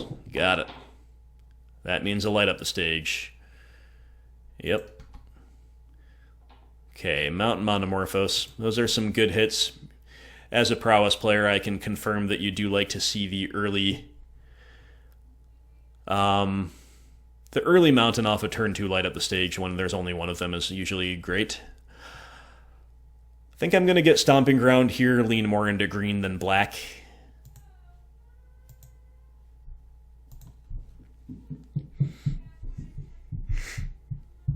Just love to draw another fetch land, or even like basic swamp would be pretty good here. I want to be able to hold up Decay without shocking in case they do have Moon, and it's just like a fine play in general. Okay, fetch land, good enough. We will take it. And we will play the fetch land, and we will say go. And we will have Decay that can beat a threat that Lightning Bolt might not be able to beat under these circumstances. You know, if they untap and go Swifty into who knows what. Might be hard to get the damage-based kill. They're going to bobble themselves on their own main phase. I don't really understand that play. Okay, now I do. They're going to see if Abbott is worth playing. Sure.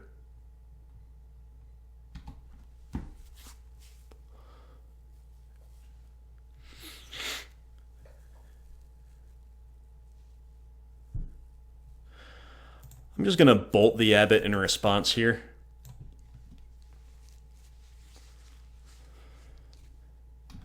Decay would have been more mana efficient, but I think this is fine. I'm not sure what basic land I want to get here.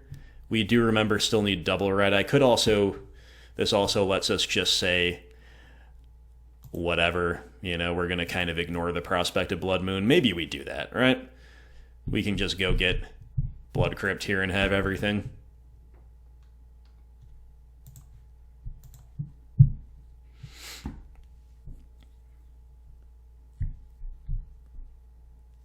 And obviously we're holding up Decay against that possibility, at least for this turn. Starting to get a little worried about a Spyro. They let their Monomorphos go. Or excuse me, a Bedlam Reveler. They let their Monomorphos go, though. Reveler could come down next turn, but they've got 5 cards in hand, so we're probably not supposed to care about that.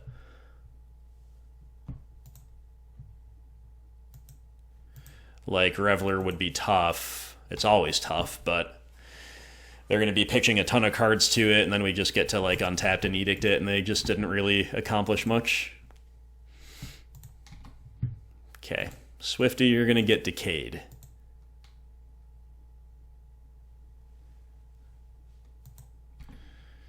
Might as well let him shove all in here. That would have been a good window for a bolt, though, but that's not what we're on. Shrine of Burning Rage. Okay, well, we can beat that card with this little all decay command. Promo version, that's pretty cool.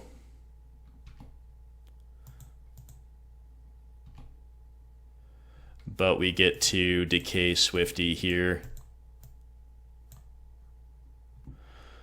Untap, K command the shrine. Or do we even need to?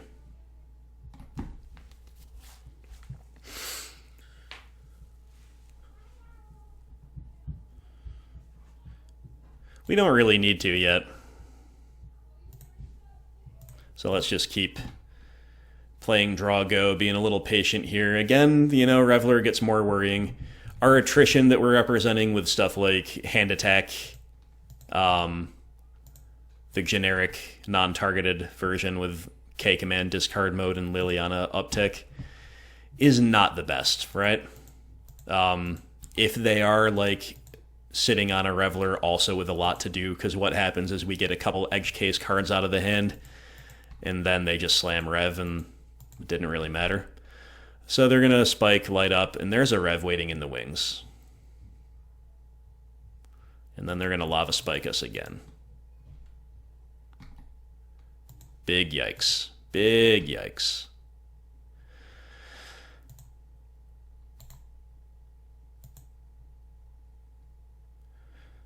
Well, I think we need to K-command them, tag the shrine, tag their hand, and untap and try to draw Spellbomb or like see what Scooze is going to bring us.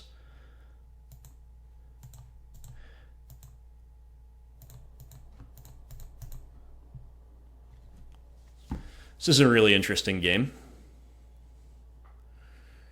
Come on, one of Spellbomb. Hey, this is why I wanted to play too. But K-Command was also on the chopping block, and that proved to be really good there too. Alright, well, we've drawn Verdant Catacombs, so in theory, can we keep them off of Rev and grow Ooze to 3 so it doesn't get stomped? 1, 2, 3, 4, 5, 6, 7 spells in the yard, so we could eat 2 spells. No, we cannot keep them off of Rev. But if we eat 3 spells, then maybe we keep them off of Rev. And then they just stomp it, but then Reveler expires. But if they have another Rev in the hand, that's not good either. I think the clear play is fetch Forest, play Ooze. So let's just think a little bit more while we do that.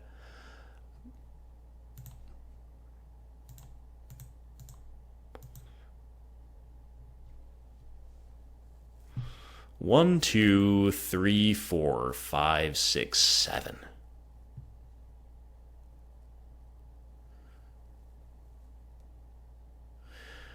What would really suck is if they just stomp, let the Reveler go, and their last card in hand is a Rev. But then we get to play Liliana next turn, so okay. I'm just going to try to take them off of Reveler and see how far it gets us.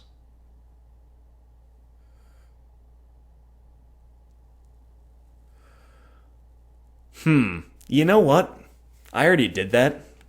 Another option is just to make the Ooze a 5/5 and say, can your Reveler refuel even beat this card? Right? Because there's 1, 2, 3 things to eat in their graveyard, so we could have made it a 5/5. We could still make it a 4/4.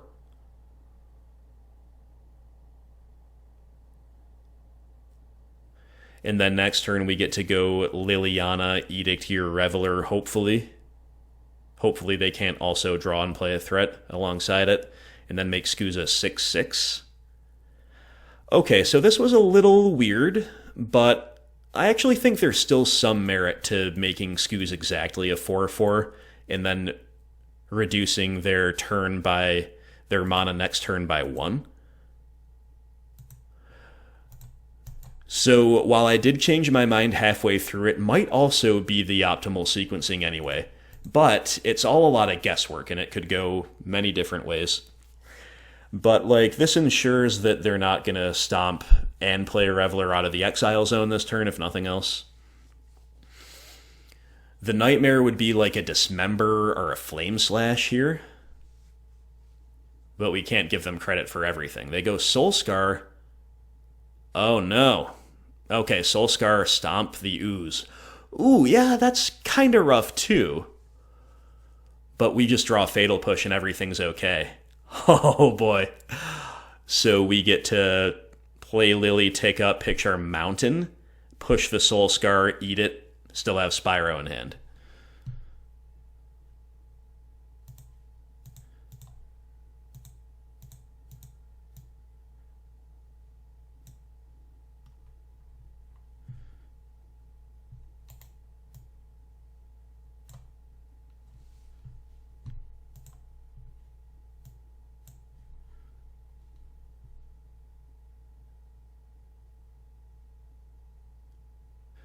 They had another Bone Crusher in hand. Okay. That's still a really good one to get out of there, especially under these circumstances. And they're just conceding to that? Wow, I was going to say we're still soft to a Reveler off the top, but man, that was magic as intended. That was sweet. All right, we junned out Prowess in 2 really intense games. That's like as fun as Magic can get sometimes, as Modern can get, really, in my view. You know, maybe the opponent would feel a little differently. Maybe they didn't have as much agency as we did, so I'm not just saying we won, therefore it was awesome. I want to be mindful of that. But yeah, that was pretty cool, wasn't it? And it is round 5 time, my friends. Our hand would be much better on the play. On the draw, it's pretty slow. I think it's kind of borderline, but I am inclined to keep it. Just kind of hoping we don't get run over. This hand is jam-packed with enough value. Oh my god, turn 1 Bogle, keeping 7. It it's jam-packed with enough value that in a blind game 1, I think it's a justifiable keep. And hey, I was just gonna say we can draw our 1-mana interaction too. That is not impossible. And indeed we do. So hopefully this Inquisition cripples them, but having kept 7, it's pretty unlikely. Yep, they literally just have everything, so we're likely to lose here. I think we cannot take Spirit Dancer, we just have to, like... Or can we? Maybe one option here is to just, like, take Spirit Dancer, try not to die, and then Edict the only Bogle. Maybe that's actually the line. Okay. We have Liliana Edict lined up for turn 3. Let's just take the other creature. Their best draw that we have to fade now is like Fetchland, or that's one of them, you know, any other creature is bad. And they should pretty much know that we're on a Liliana Edict with that play, and they draw another Spirit Dancer. Okay. That really sucks, but hey, let's just draw a Bolt or a Push. No. Okay. Brutal. Well, now the Lily Edict doesn't really win us the game anyway, so I'm kind of thinking about playing Kroxa, getting a card out of their hand, hoping they flood long enough for us to find removal for Spirit Dancer and then Edict the Bogle. So I guess that's the play. Also, we can get rewarded for this in some ways by just drawing an untapped 3rd land next turn, still having the Edict option. But yeah, obviously we take... Like, they keep the 7 with the resiliency and multiple axes. We kind of attack the only vulnerable axis of their hand, and then they immediately top deck the exact card that we took. That is exactly how you lose a matchup like this, right? So now Bogles just get to go crazy. Okay, those are the cards we know about. And again, hey, you know, they can flood. They could have drawn nothing but lands, right? So now we need to draw, once again, removal for core Spirit Dancer. Nope, instead our entire hand is, this turn anyway, uncastable. Because we've drawn a Tarmogoyf and we have no green land, where otherwise that would at least nominally be an okay play. Daybreak Coronet. I'm just conceding to that. We don't beat this. Yeah, Bogles. Super fun. Super cool deck. Super cool deck. Okay. We don't have like anything to do out of the sideboard besides Plague Engineer, and I don't know if we're supposed to play Huntmaster. Probably.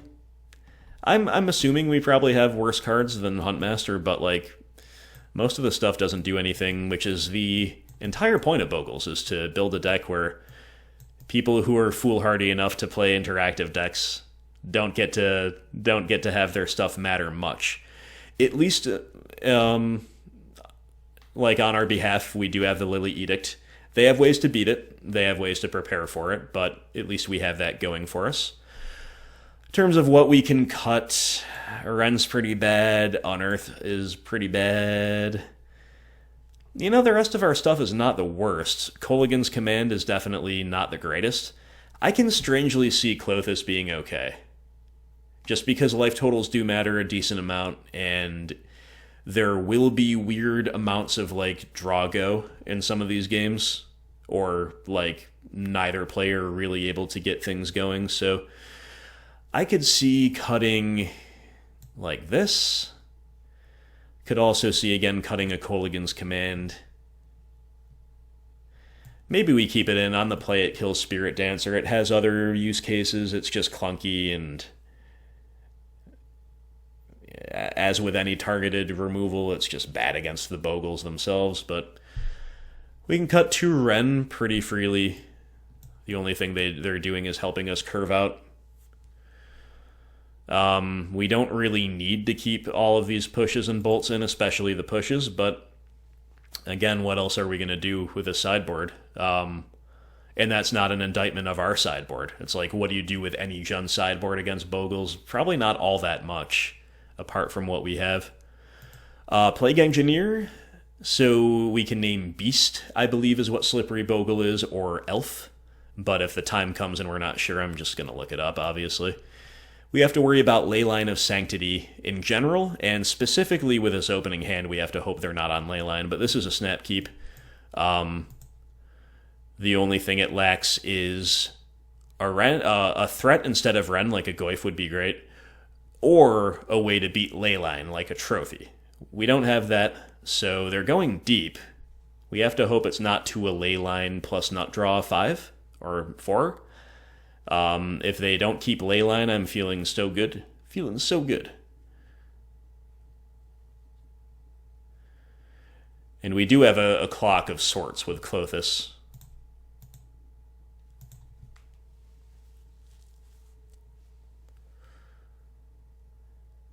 Okay, this amount of time leads me to believe that they are going to keep this 5. They're figuring out what to bottom.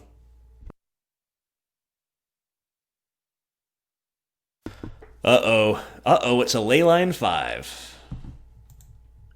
Just what we wanted not to see, but they're still going to have their work cut out for them in some ways, maybe. I don't really know. Their Leyline kind of invalidates most of our hand, actually, so I take that back, but thankfully there is no Bogle T1.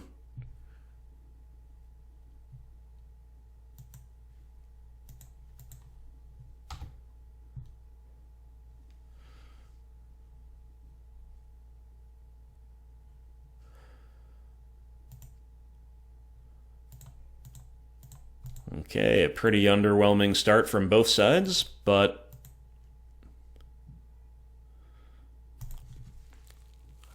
that's exactly what I was saying when I talked about how Klothys is like surprisingly not the worst here, because sometimes they will have a hand like this and then just like putting Klothys down. Of course, we need to get like something in the graveyard for Klothys to matter, which right now is easier said than done. We could always Inquisition ourselves if we draw, like, another discard spell, just to start getting things in the yard, but that's a pretty desperate play, right? If they stay on one land, it might be better to keep it and hope we draw a trophy for Leyline, and then we get to rip up their hand. Okay, they have the second land. Do they have the core Spirit Dancer now? No, they have Gladecover Scout? Was that a top deck, or were they just, like... I don't know. Oh, God. Oh, God. It's so painful to play against this deck at times.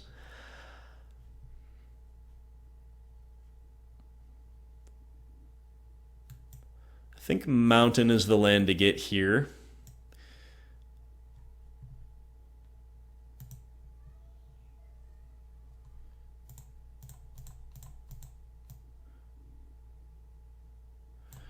And we're going to play Klothys, and I'm actually going to ping with Wrenn because the ult is not a... Oh, no, I'm not even... I can't even ping with Wrenn. Okay. I'm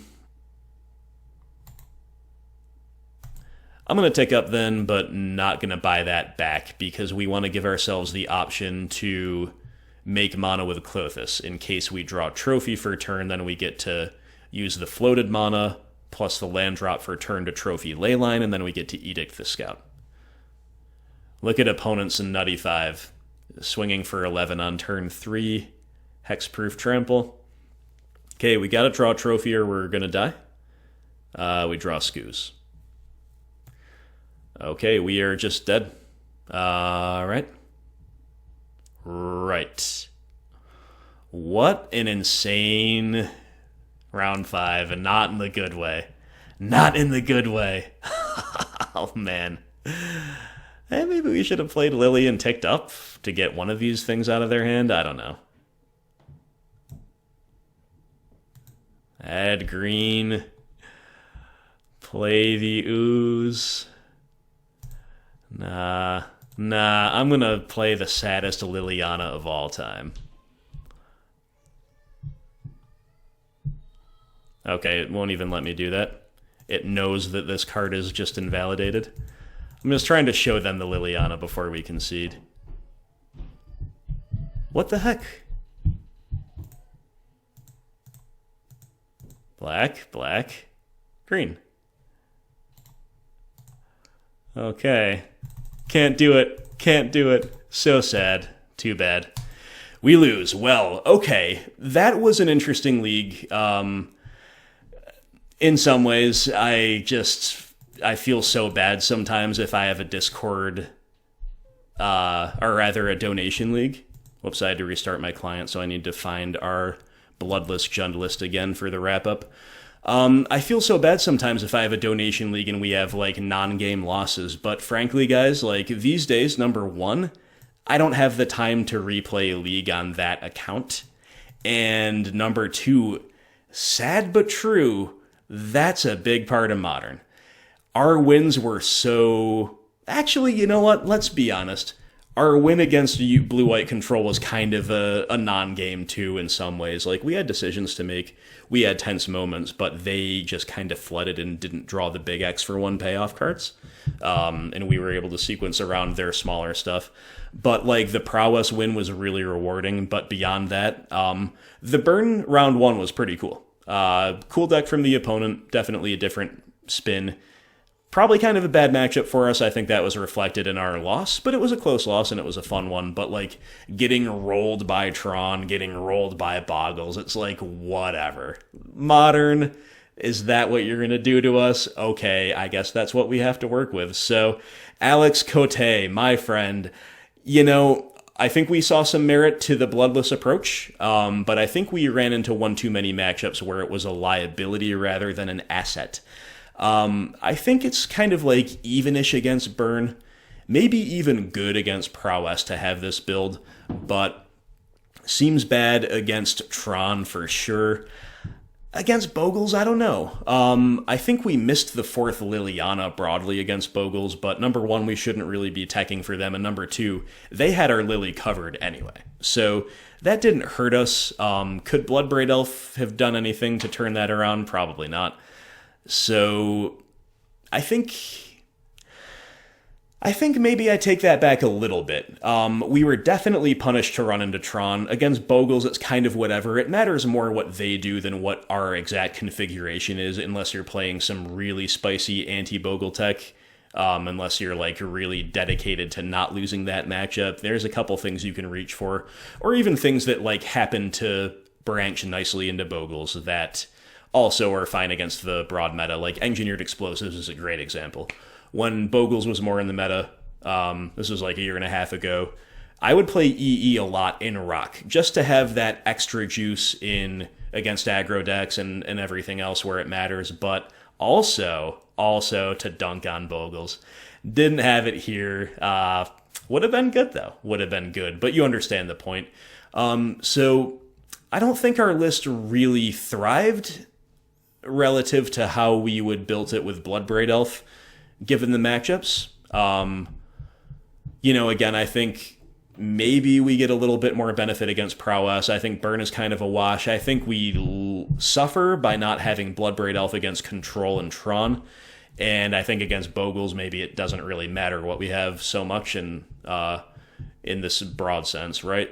So we didn't get punished that hard, really only got punished against Tron, where maybe Bloodbraid Elf in some spots could have been a catch-up card. But at the same time, unfortunately, we didn't really get to see like a super grindy matchup like against Gruul, where our Seasoned Pyromancers are out-grinding theirs. Or against, like, an opposing BGX deck, I think we'd be really well-positioned. Or against, like, an along-the-ground tribal deck, I think we're really well-positioned. Because, you know, some of the times you lose those types of matchups is if you're curving out, and then you maybe get stuck at 3, Bloodbraid Elf gets stuck in hand. Never going to happen with Spyros, and we've got, like, multiple decays. We're nice and low to the ground. We have Unearth. Again, in a lot of those matchups, Unearth would have been great. Whereas here against like Bogles and Tron, it's kind of like just another thing that doesn't matter that much. And when we did face a matchup where Unearth mattered, it kind of won us the game. I think this was responsible for a Game 1 win as much as anything else against Prowess. So this is all by the way of saying, Alex, I'm sorry we didn't have better matchups for your specific take on Jund. We still had some good moments. I think the deck was still respectable. I think we showed that it can be viable to play without Bloodbraid Elf. But I don't think we unlocked the full potential because, again, we didn't draw the half of the meta maybe where we are more rewarded for playing without Bloodbraid Elf. And that includes, again, Unearth being really good, Spyro being really good, and Veil of Summer being really good, we didn't see these cards enough for us to say that, yes, we were rewarded for dumping Bloodbraid Elf. So, feels bad in that regard. Also feels bad to have, you know, a couple, like, low agency losses against Tron and Bogles. But hey, like I said, guys, we don't want to sugarcoat it either. That's kind of what Modern is some of the time anyway. So, it's hard to be the good guy, but we keep carrying on, and that's about all I've got for you. So Alex Cote, confidant and donor for this league, thank you so much for your support. Thank you for sharing your list with the broader public, and thank you all so much out there for watching. If you have other takes on the Bloodless Jund archetype, other reasons to play without Bloodbraid Elf and to lean into other cards or other ways to build, you know, or maybe even to tweak Alex's list, I'm sure we would all love to hear about it. If you want to rant and rave against Bogles and Tron in the comments section, I wouldn't hate that either. It feels like we ran into like 2018 annoying decks. You know, there's more annoying decks now, but those decks used to be the peak annoying ones, and they're still kind of annoying. So anyway, guys, I do hope you enjoyed it. I hope we have better matchups next time we're out with whatever variant of Jund. Lately, I've been drawing the wrong half of the meta with matchups specifically on BGX, but what are you going to do? Just got to keep the chin up, keep carrying on, and I hope to see you for the next video. Take care, my friends, and I will talk to you soon. Hope everybody out there has a wonderful day.